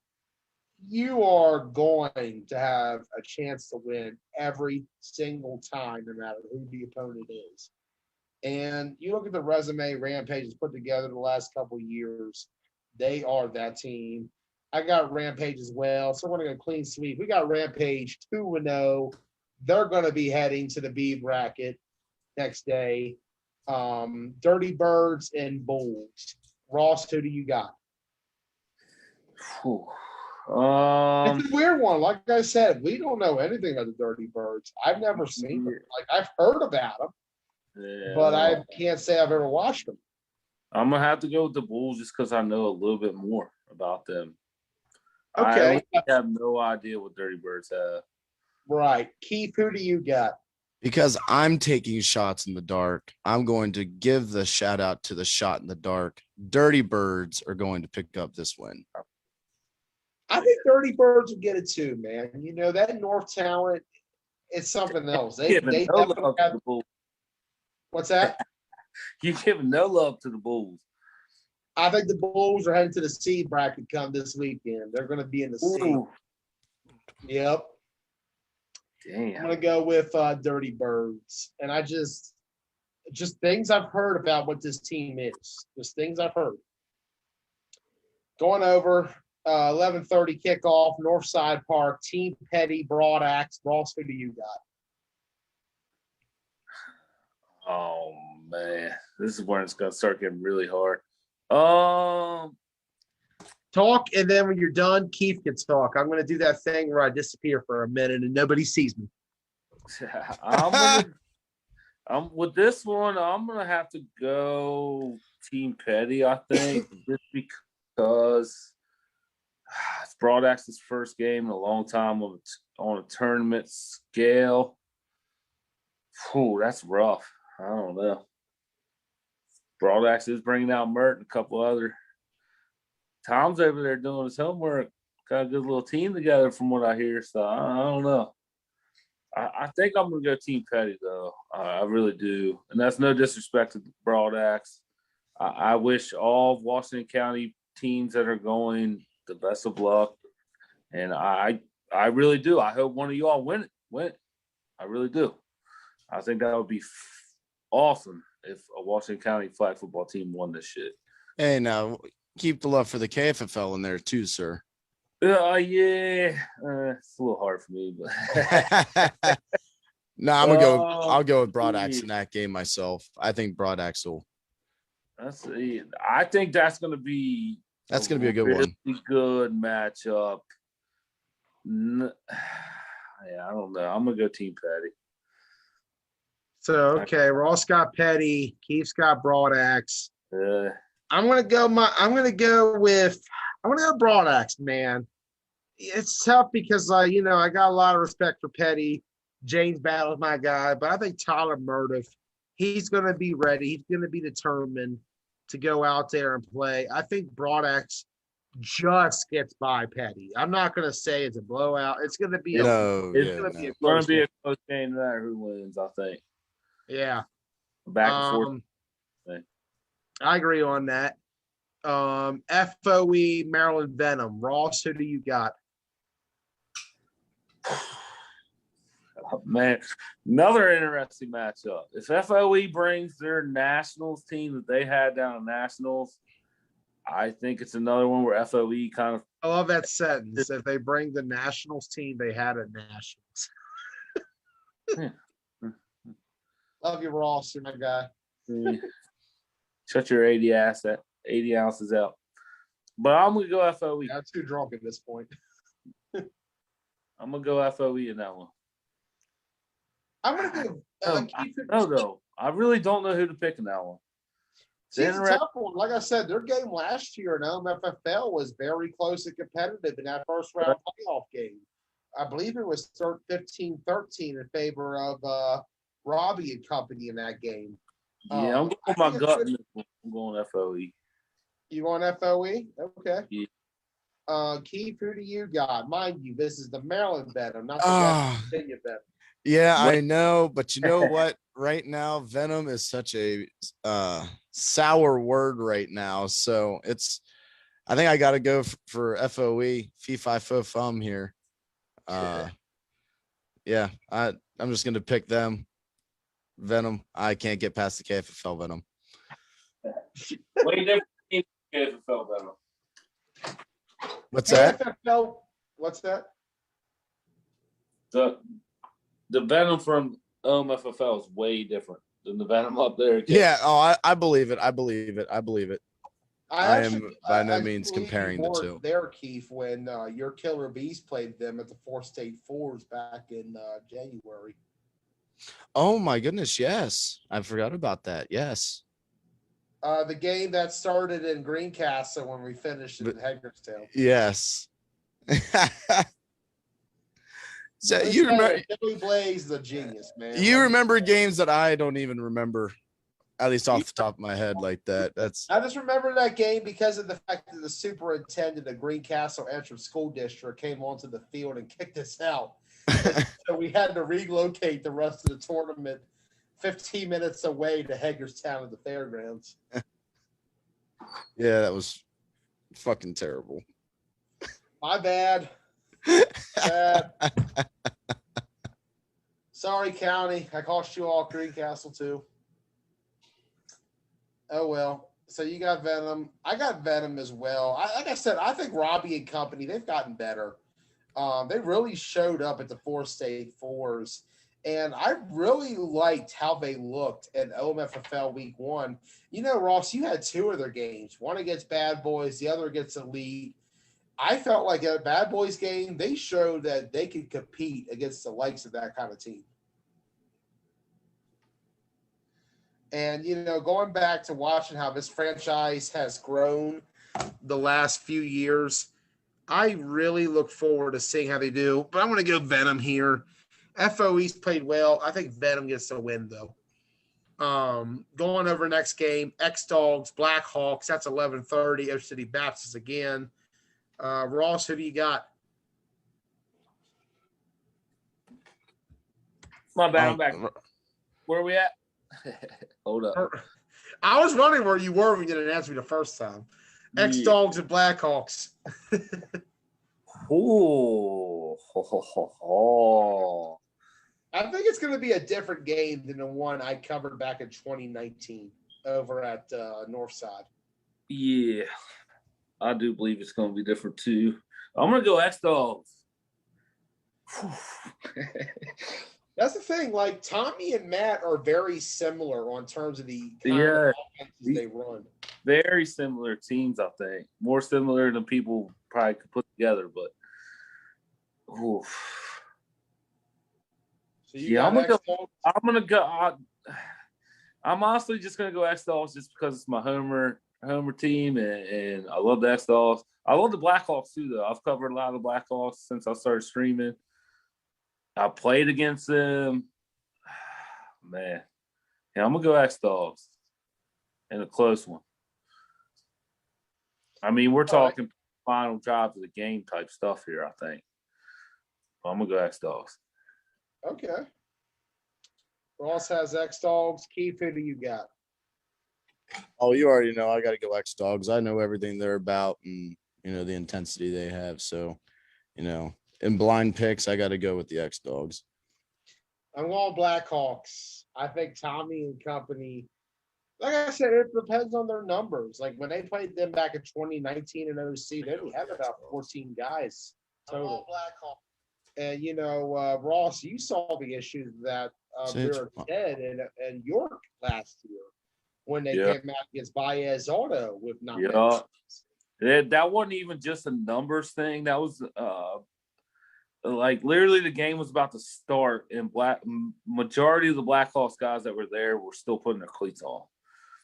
And I was like, oh shit. That's how you know a loss is coming. That's how Yeah, you know a loss when is you coming. when you start off on that foot where everybody shows, I mean, I get it. It's Sunday. It's up in York, but yada yada. I get the track. It's part of what Tom was saying earlier. It's part of traveling. It's the reason why the Warriors have never traveled. I'm not even about that life. It sounds like way too much of a headache for me, but I feel like if Blackhawks maybe would have showed up earlier and got prepped up a little bit, that would have been a little bit different game. But I don't know. Like I said, they were literally putting cleats on as I was standing on the field, and the refs were blowing their whistles, and the captains meeting at the middle and all that, coin flip and all that. I think they had what? They did have short on numbers at the beginning too, so I won't say it's just not a numbers next game. It's the whole thing was jacked up. I really feel like the Blackhawks could have put out a better showing that day. But my main point. So I don't know. I'm gonna go X-Dogs in this one. I don't know. I'm really interested in that matchup. I really am, to see what both teams do in that one. Next game coming up, I got on the B list. We're staying on Baptist, by the way, for those trying to follow. Ducks and Venom. Who do you got, Ross? I don't know that. I'm gonna go with my gut here and go Venom. I know that's a long. Okay. I know that's a long shot. The Ducks, I feel like are a heavy favorite here in the B. I'm gonna go Venom in this one. I think Robbie kind of surprised comes out. Well, I'm not even gonna say too much about Venom. I don't like to ruin people's game plans from what I saw. So, but I think Venom's gonna take that. I do. Keith, who do you got? We're gonna go with the Ducks. All right. Keith's got the Ducks. I got the Ducks too, man. You know, they're up there playing at GCFFA. And I love the OMFFL. They play A Bracketale too down here. But, you know, Ducks just got done playing the Punishers on Sunday. Right. That was their warm-up game for Ocean City. Their warm-up for Ocean City was the Punishers. I feel like that's what the up north teams have advantage of over down here. Although OMFFL, I feel like it's the closest you can get down here to that experience of a tournament feel every weekend. But I feel like Sunday was very lit. Yeah, no, I can't wait till we start getting into the heat of things down there. But I feel like New York and all them, they just have that. Everybody up there travels pretty much almost every tournament. That's the difference. So I don't know. Very different up there in the north. I'm going Venom, Homer Call. Next game we got X-Dogs, Riot Squad. Ross, who do you got? I'm going X-Dogs. All right, Keith, who do you got? Throwing up the X-Dogs. Hate to break it to you. I got Riot Squad winning this game. I think X-Dogs are a C team in this tournament. Oh. No offense to Matt Eisenberg and company. You don't even know what side it is behind you. You still have not figured out what side it is behind you. It ain't that hard, dog. Look, signs too. No, hold on. I knew what side it was that time. You should still know your right and left, yeah. It's not that hard. Yeah, I'm about to get another 40. I'm about to call 7-Eleven in a second. Oh boy. Going on, personally, I got Riot Squad, man. Like I said, that defense is extremely good. You know, you talked about the issues 148 had with their offense. Riot Squad had the same problem against the Blazers. They just couldn't get an offense going. And I felt like for the first 2.5 quarters of that game, they played Rob Lane extremely well. I think they're going to play Matt Eisenberg well, just as well. And I'm going to go with Riot Squad in this one. X-Dogs, sorry, but you're a C team when it comes to what this game is now compared to what things were when you won Ocean City back in the day. I will agree with that. All love Jason Brady and Matt Eisenberg. Yeah, I will agree with that. This is even when I played back in 2019, I think it's going to be a totally different tournament than the last Ocean City tournament. There's a lot of teams that aren't in it where people could go places. Let's just see how this shakes out. Facts. Next game, next game, Ducks and FOE. Ross, who do you got? I'm going to go Ducks in that one. You got Ducks? Okay. Yeah. Ducks. I got Ducks too. We're going a sweep here. I think FOE, it's tough. I think they end up in the C bracket. And it's no disrespect to them. I think they can definitely play, but I think we'll see FOE in the C. Ducks, they play top-notch competition. Like I said, GCFFA is loaded. No disrespect to Maffel. I don't think FOE's even played since Nationals. I think they were one of the teams who were unable. Yeah, I was about to ask that, honestly. I was kind of wondering if they've even played. I haven't heard their name since Nationals. I was wondering if they played anything that we know of. Yeah, they haven't. And because of that, I think they're going to struggle a bit in this tournament. I'm going to go Ducks here. I think FOE ends up in that C bracket. Next game, Blackhawks Riot Squad. It's also 2:15 in Oak City Baptist. I'm going to start with Ross. Your thoughts? Who do you got? I'm going to go Blackhawks in that one. Ross got Blackhawks. All right, Keith. Blackhawks be warmed up. All right. I think it'll be ready to go. Blackhawks. You can't go wrong with Blackhawks, man. Like I said, defending Maffel champions. They've had a resume. They've been around for a long time. But I'm going to go with Riot Squad here. I think Riot Squad, I think they just pull one out here. It's going to be a close physical game. Like I said, it depends on what they got. Like, we've seen two extremes to what this Blackhawks team could bring. Whether it be a light squad they had in Ocean City 2 years ago, or Clash of New York last fall, or even the first Clash of New York when they came very heavy against our team Blunt Talk squad. A 20-14 Blackhawks win day 2 of that quarterfinals. And you know that they're a good team when they can beat TBT. Because not many teams could beat TBT. And that's my weekly TBT plug of the week. At least he doesn't have the trophies with him tonight. That's too much to pack at that point. And, oh, man. So, yeah, I'm going to go Riot Squad. Next game, Baez Auto, Tri-State Spartans. Ross, who do you got? I mean, dude, I'm going Baez. Are you going Baez because of your bias, or are you going because of your heart feels that way? I'm going Baez because I feel like they're a better team. All right, Ross has Baez Auto. Keith, who do you got? Baez Auto. Ooh, Keith going against the KFFL team. I like it. And for me, I'm going Baez as well. No disrespect to what the Spartans are doing. You know, Don Brown this time around, I feel like he's raised a much better squad than what he had with the Greencastle Antrim Spartans or Food Line, or whatever they call it. I hope they prove us wrong. I really do. That's the thing. If you want to, I agree with the Spartans. You and I have been the biggest haters of that team for the last year, ever since that nonsensical comment about the time they beat TBT, which don't ever get the footage of that because it never happened. It never beat us. And they haven't beaten the Warriors either. That's my weekly Warriors plug for the week. Yeah. I just think this is going to be a different experience for the Spartans. Like I said, I'm happy for them in a lot of ways. I've known a lot of those guys for many years. I played with Keenan Pooler and Thad Jones on the West Virginia Ducks. And, when I was there back in 2017, which was the season where I went from being a player on the Ducks to be in the media full time for live streaming in Washington County, which is here I am today. I support them 100%. I really do. I wish them luck. I really do.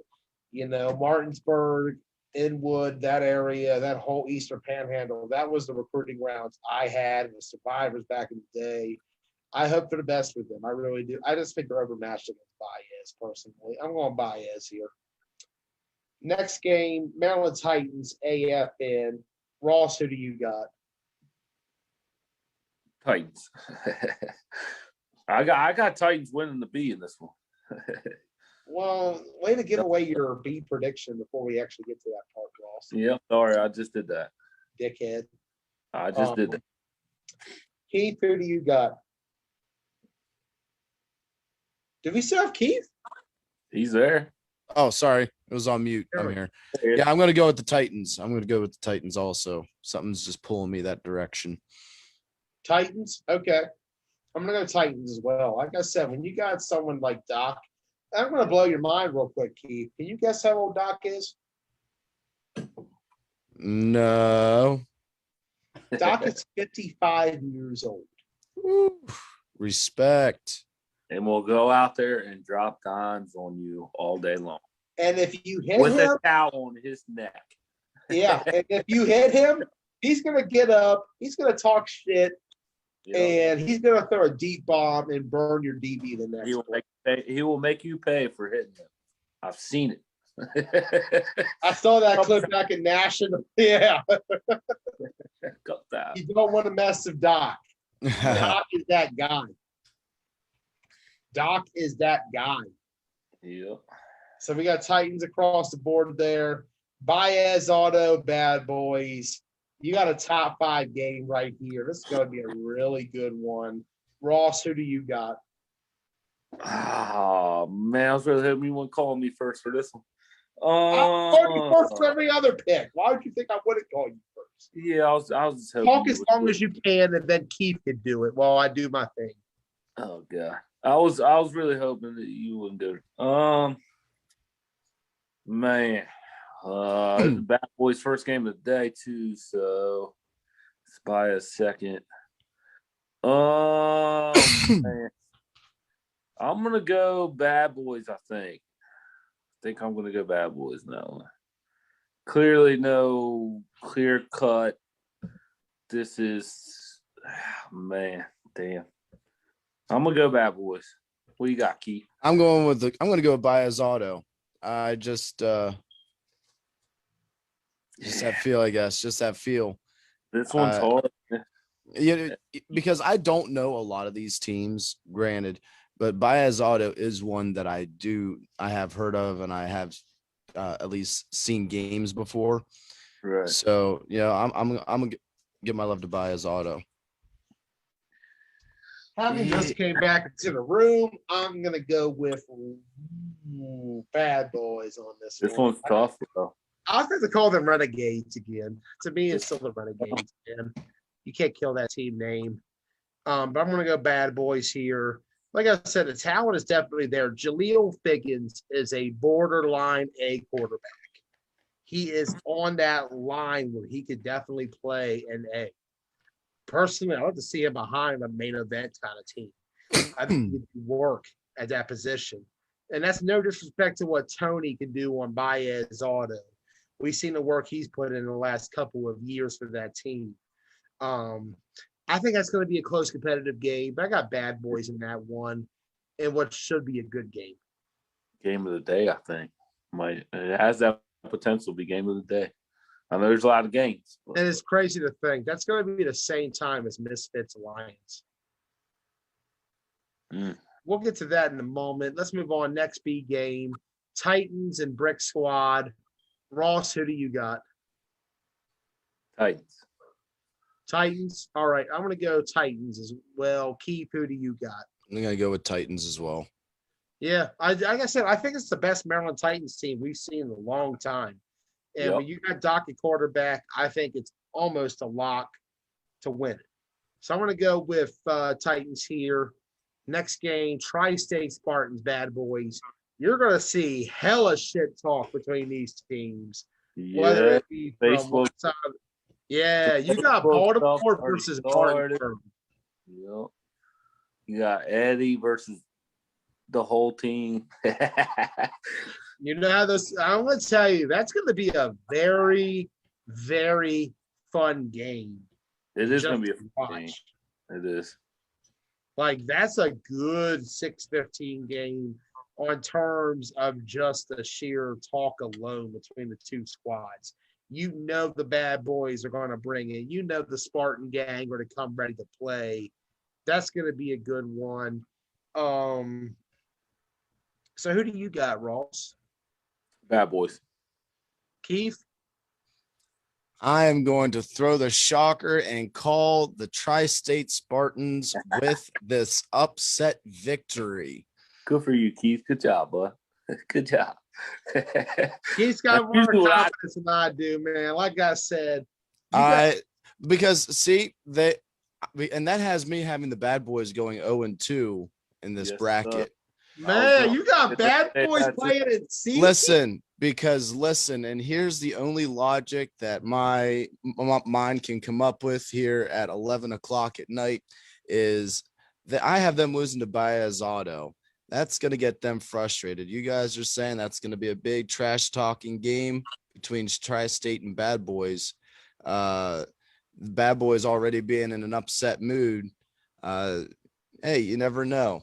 I see a possible upset happen here. Come on, Tri-State. I am rooting for you guys. You know, I got my KFFL love out there. So it is. I mean, it is a possibility.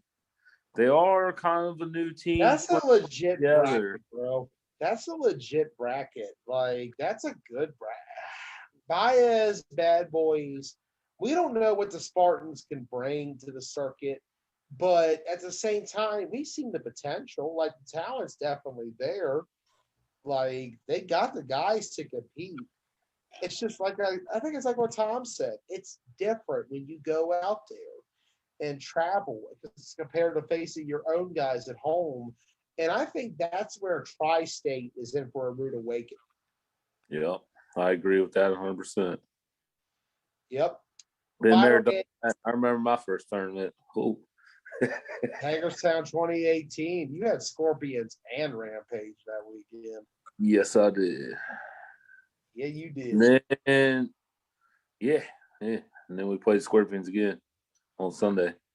I had Scorpions twice.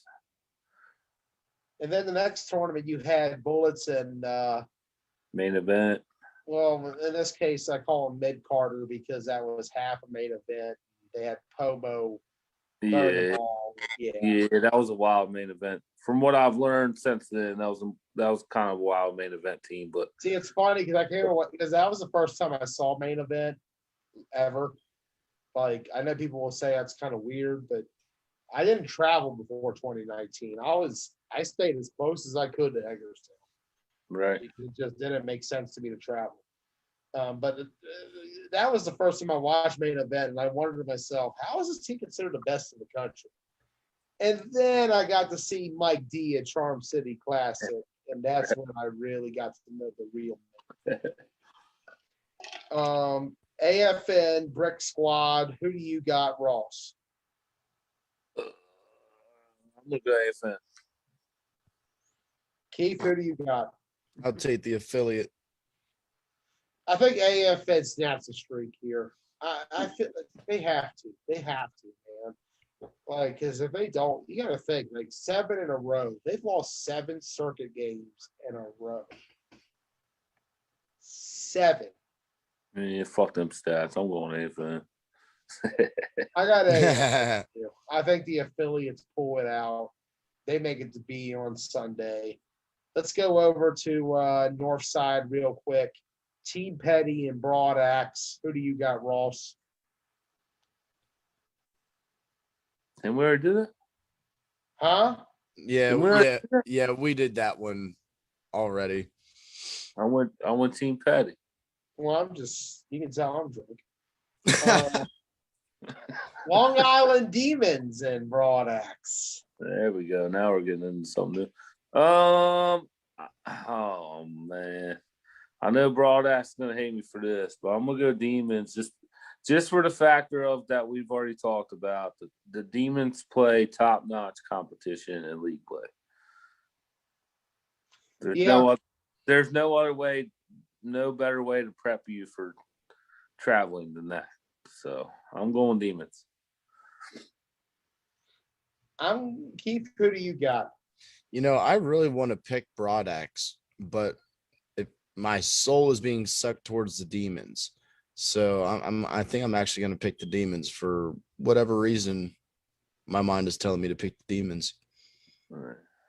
Yeah, I'm gonna go Demons as well. I just don't get me. It's gonna be interesting because Tyler Murdiff, the last time he played the Demons, AFN put up 24 points, but that was a very loaded AFN offense that they had that day. Yeah, 100%. Like you have a receiving core of Isaiah Keys, Justin Fox, Tay Sosa, and then you throw in there as a number 4 option, maybe even 3, depending how you really put it, maybe even number 1 in the form of Kevin Claiborne, JR. You know what he can bring to the table. That was a hell of affiliate offense. I don't think this Broadax team has the weapons that he had with that AFN squad. I think it's going to be a much different game this time around. I'm going Demons, but I think it's going to be close. I think it's going to be cool. I hope to see Tom Hoffman and Joe Basone get a picture together in their 55s at the beginning of the game. Yeah, that needs to happen. Yeah, that'd be cool. That'd be dope. Going over next game, Team Petty, Killer Bees. Ross, who do you got? I'm going to go Team Petty. You got Petty. Keith, you're not allowed to make a pick, obviously. Ross, we gotta have some words here on Saturday, my man. Yeah, I'm sure I'm gonna have a bunch of words with a lot of people. Yeah. I mean, I'm gonna go with the Killer Bees here. Just shot in the dark. As they. Okay. What a way to go out on a limb, picking your own team to win. I'm kidding. I do it the Ross all the time. No, I mean, I don't blame you. I pick my team every time too. Damn right. There'd be something wrong if I didn't pick my team. Yeah, it'd be kind of weird. You should start talking mad shit and saying why you all suck. Huh? What do you say? No, I'm kidding. I'm joking. All love to the Killer Bees. I just think with Team Petty, though. Team Petty is one of those. They've been around you the guys block. will realize as soon as you play them how different circuit ball really is. Fact. Like, this is not the Outlaws. And I'm going to say Outlaws, I don't mean the 148 Outlaws. I mean the Grant Smith 717 Outlaws. This is not that kind of team. This team is a little more louder, a little more physical. You got a quarterback back there in James Battle, who's not just a quarterback, but he could coach too. I talked to somebody, fun fact about Battle, he's also a head coach in semi-pro. That's a man who knows football. Yeah. And I think his experience coupled with the physicality of Petty, too much for the Killer Bees. I got Petty in this one. And, of course, the last game would be for that bracket, Long Island Demons, Killer Bees. Who do you got, Ross? Demons. You son of a. Yeah, I know. Like I said, I'm gonna have. You're gonna be. I think someone's gonna be buying me a couple drinks here this weekend. After all this, I can make that happen. If you all win, I can make that happen. Heard that. Yeah. I mean, another shot in the dark. I don't know. My soul's pulling me towards Killer Bees again in that one. I'm going to go with Demons. Like I said, it's been a bit since they've seen circuit ball. Like I said, this was a team who wasn't there around because of COVID. And, Joe talked about it earlier, how much it affected them towards nationals. And who knows what they could have done in nationals if they were able to get their guys down there. I just think this Demons team, with the pedigree they bring, don't get me wrong, though, Killer Bees, I know you guys, you're going to be motivated. I just think Demons, they're on a whole other level. It's different. And here's a factor of Demons that nobody's taken into consideration, too.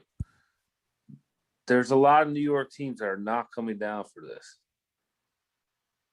That means there's a lot of New York people that are out there for the taking to bring down to this. So there's punishers.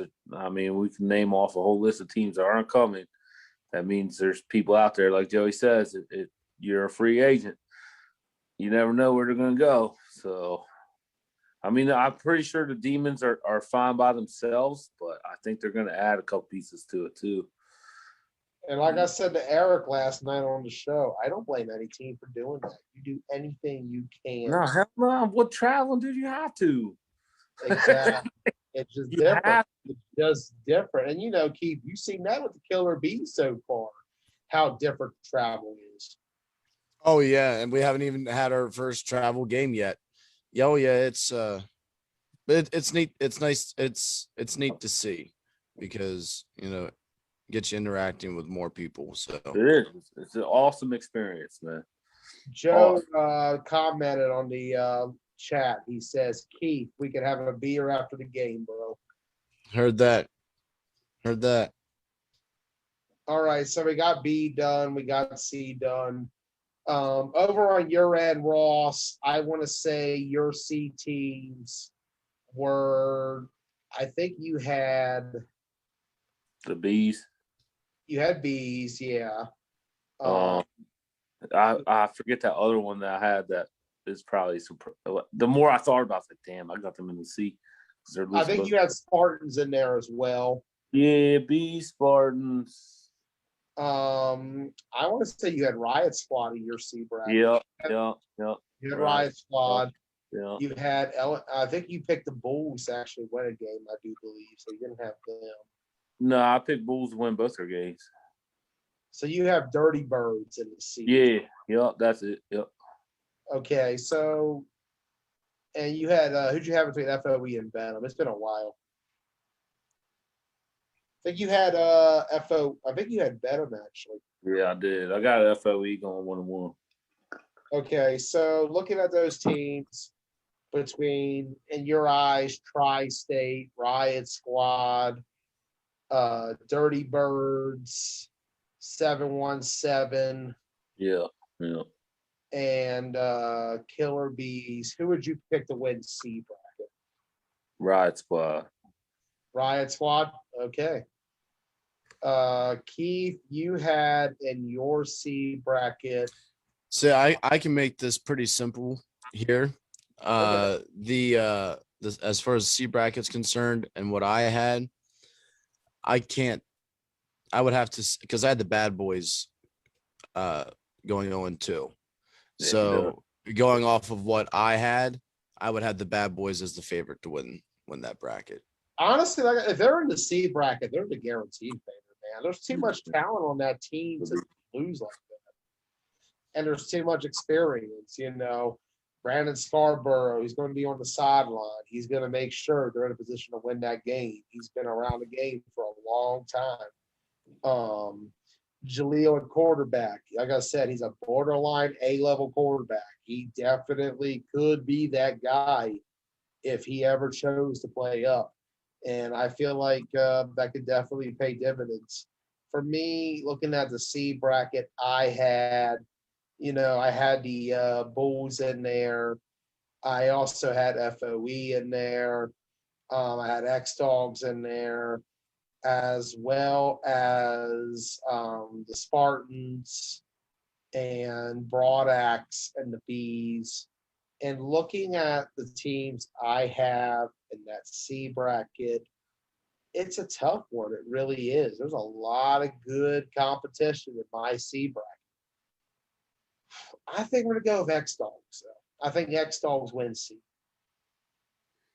I just feel like Matt Eisenberg and company, if they have a disappointing day one, they'll come back better on day two. And against competition that's a little more on par with them, I think they can get the win. I think X-Dogs take C. Let's go to the B bracket real quick. Ross, who do you got winning B? I already said it. I got the Titans. Titans. Yeah, that's right. You did spoil it like 10 minutes ago. Yep. Keith, in your bracket, you had Killer Bees making it, so we know you got the Bees. Me personally, though, I'm on Rampage, man. I think Rampage is going to take it. I think they'll come out. They'll play very well. I think they're going to be over the problems they had last season. I think you'll get a more close in tune to Rampage of what you saw in 2019. That being a team that was in the Final Four every time. People forget Rampage has a very impressive resume, not just over the years. You go back to in recent times, Hagerstown 2018, they won the A bracket. Atlantic City, they got to the Final Four, falling to AFN. They were officially declared champions after the fact. Virginia Beach, runner-up to AFN. They went and they played A bracket ball at Charm City Classic against the Strong Island Bulldogs. They won Clash of York 1. They won Capital Classic in the A bracket, beating 7-point spread. They got to the quarterfinals at Worlds, falling to the Scorpions, who won the tournament. You go to Clash of York 2, they fell to the Scorpions again in the quarters. Tough draw. And then you go to Nationals this past year, semifinalists of the NTB Wolfpack. I think Rampage takes beat. So Ross has Titans, Keith has the Bees, I have Rampage, and the C bracket, of course, I have X Dogs, Ross has Riot Squad, and Keith, refresh my memory. Who did you have? Bad Boys? Bad Boys. So let's go. Yeah. So real quick, let's just flip over to the A. Let's just get it out of the way. Ross, you're supposed to do some predictions last night, but I know you got busy with the kid. Let's go ahead and look at the games on the A bracket. Strong Island Bulldogs, No Mercy, 11:30. That's going to be a good one. Who do you got, Ross? Dogs. Dogs? Yeah. Keith, you know nothing about either of these squads. If you had a shot in the dark, who would you go with?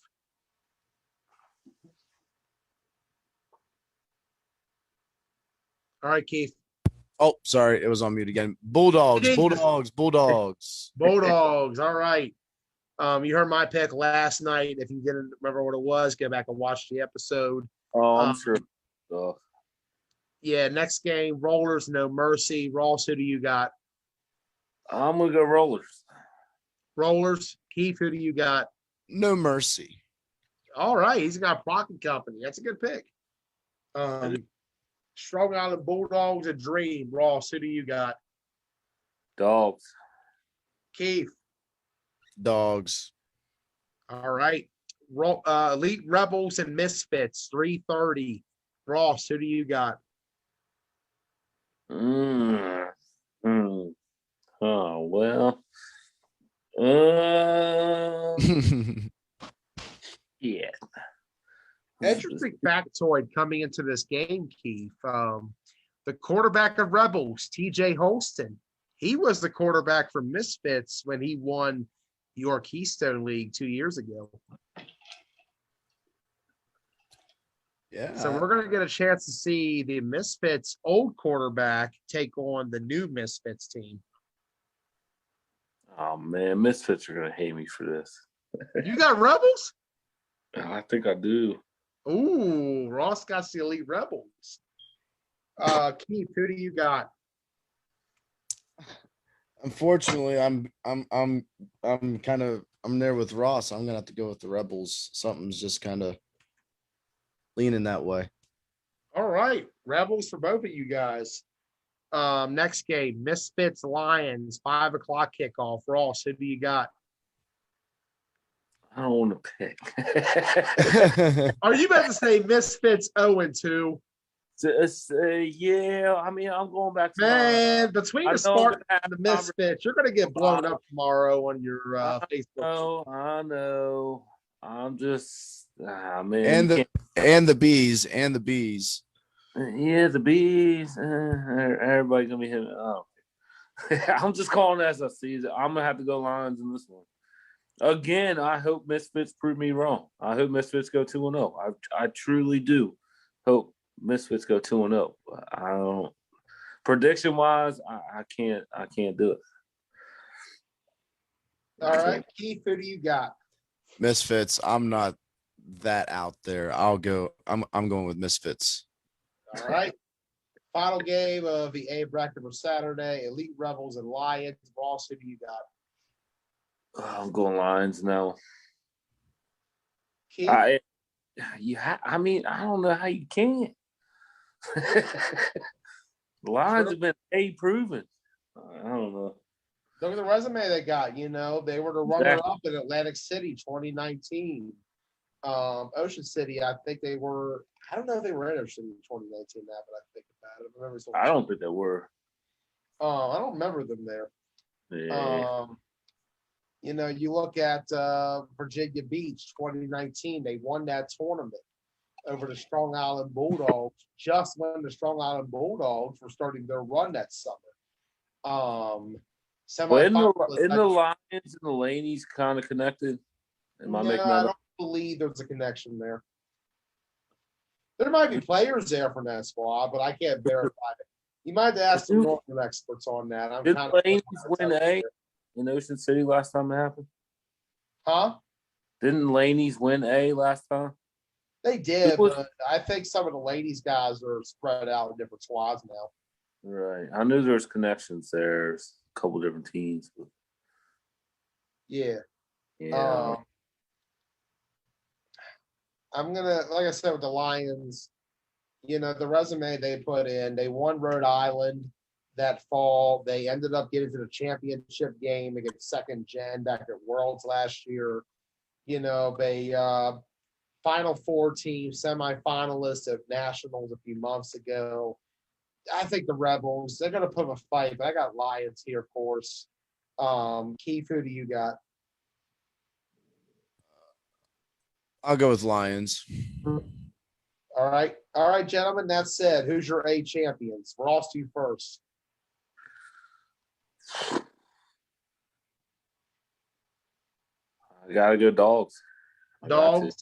I have to. How do you not? Keith, who do you got?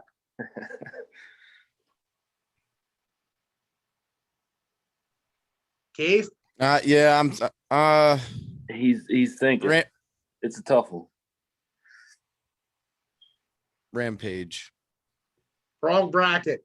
What bracket are we doing? My bad. You look at the A bracket on Northside Park. Lagoon Field. Oh, gotcha. There you go. Rollers and Strong Island, No Mercy, Dream, and Elite Rebels. Yeah. Bulldogs as well. All right. So to summarize our picks, on the C bracket level, Ross Collins, you said that you had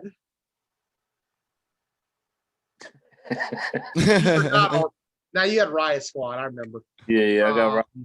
Keith had in his C bracket Bad Boys. My C bracket that I had was the X Dogs. B bracket, Ross, you got Maryland Titans. Keith has the Killer Bees, obviously. And for me, I'm going Rampage. And for the A, of course, I believe we all went Strong Island across the board there. So that's what we got for picks. Let me go ahead and announce some of the games that the three of us will be calling. On my end, the first game you'll hear from me. My A pick. What's that? Can I change my A pick just cause? Who's your A pick? I'm gonna go Rollers. Rollers. Okay. Hey, remember, they almost beat Main Event back in Nashville. Let's not sleep on the Rollers over here. Let's not. Can't sleep on the Rollers. Just because you two were Dogs. And I think the Rollers have a legit chance of winning. All right. Let's take a look at the games we'll be calling. First game you'll see out of us, 10-15, Ocean City Baptist. Ross Collins will have it, 7-1-7 Elite versus Rampage. And then at about 11:30 on my field over at Northside, I'll give you Strong Island versus No Mercy. Ross will have on the other field X Dogs and Blackhawks. And then at 1 p.m. on my end, I got Demons versus Broad Axe. Ross will have for you Ducks versus Venom. And then at 2:15 We got Team Petty and Killer Bees on my field. Ross is going to be taking a break on that one. 3:30, I'm going to be live for Rollers versus Dream. Ross will have Titans versus AFN. And then at 5 on my field, I got Misfits and Lions. And Ross got a bit of a read option there. If that, it's going to be between the winner of Baez and Tri-State versus Bad Boys. So either Ross will have the 5 p.m. game or the 6:15. Keith, as we told everybody earlier in the week, you got Elite Rebels and Lions at 6:15. Any other games on that A side of the field you might take a look at? Right now, Rollers and No Mercy will be available at 1 p.m. And of course, that'll be about it. You can also try to hit up Rollers and Dream. If not, we'll be good to go on your end. Either way, looking forward to the coverage. It'll be a great weekend, gentlemen. What's that? Rollers and No Mercy. Sounds All really right. good. Yeah. Yeah, I'm definitely gonna be making my way out there. So I think it's going to be a great time, man. I'm really looking forward to it. Ocean City weekend. It's finally here. 3 days away. Let's do it, fellas. We'll see you on the field this weekend for Ross Collins, Keith Giles, Tom Hoffman, Joe Cassone, James Battle, Dallas First. I'm Joey Blaze saying good night. We'll see you in Ocean City. later. Later. Wait.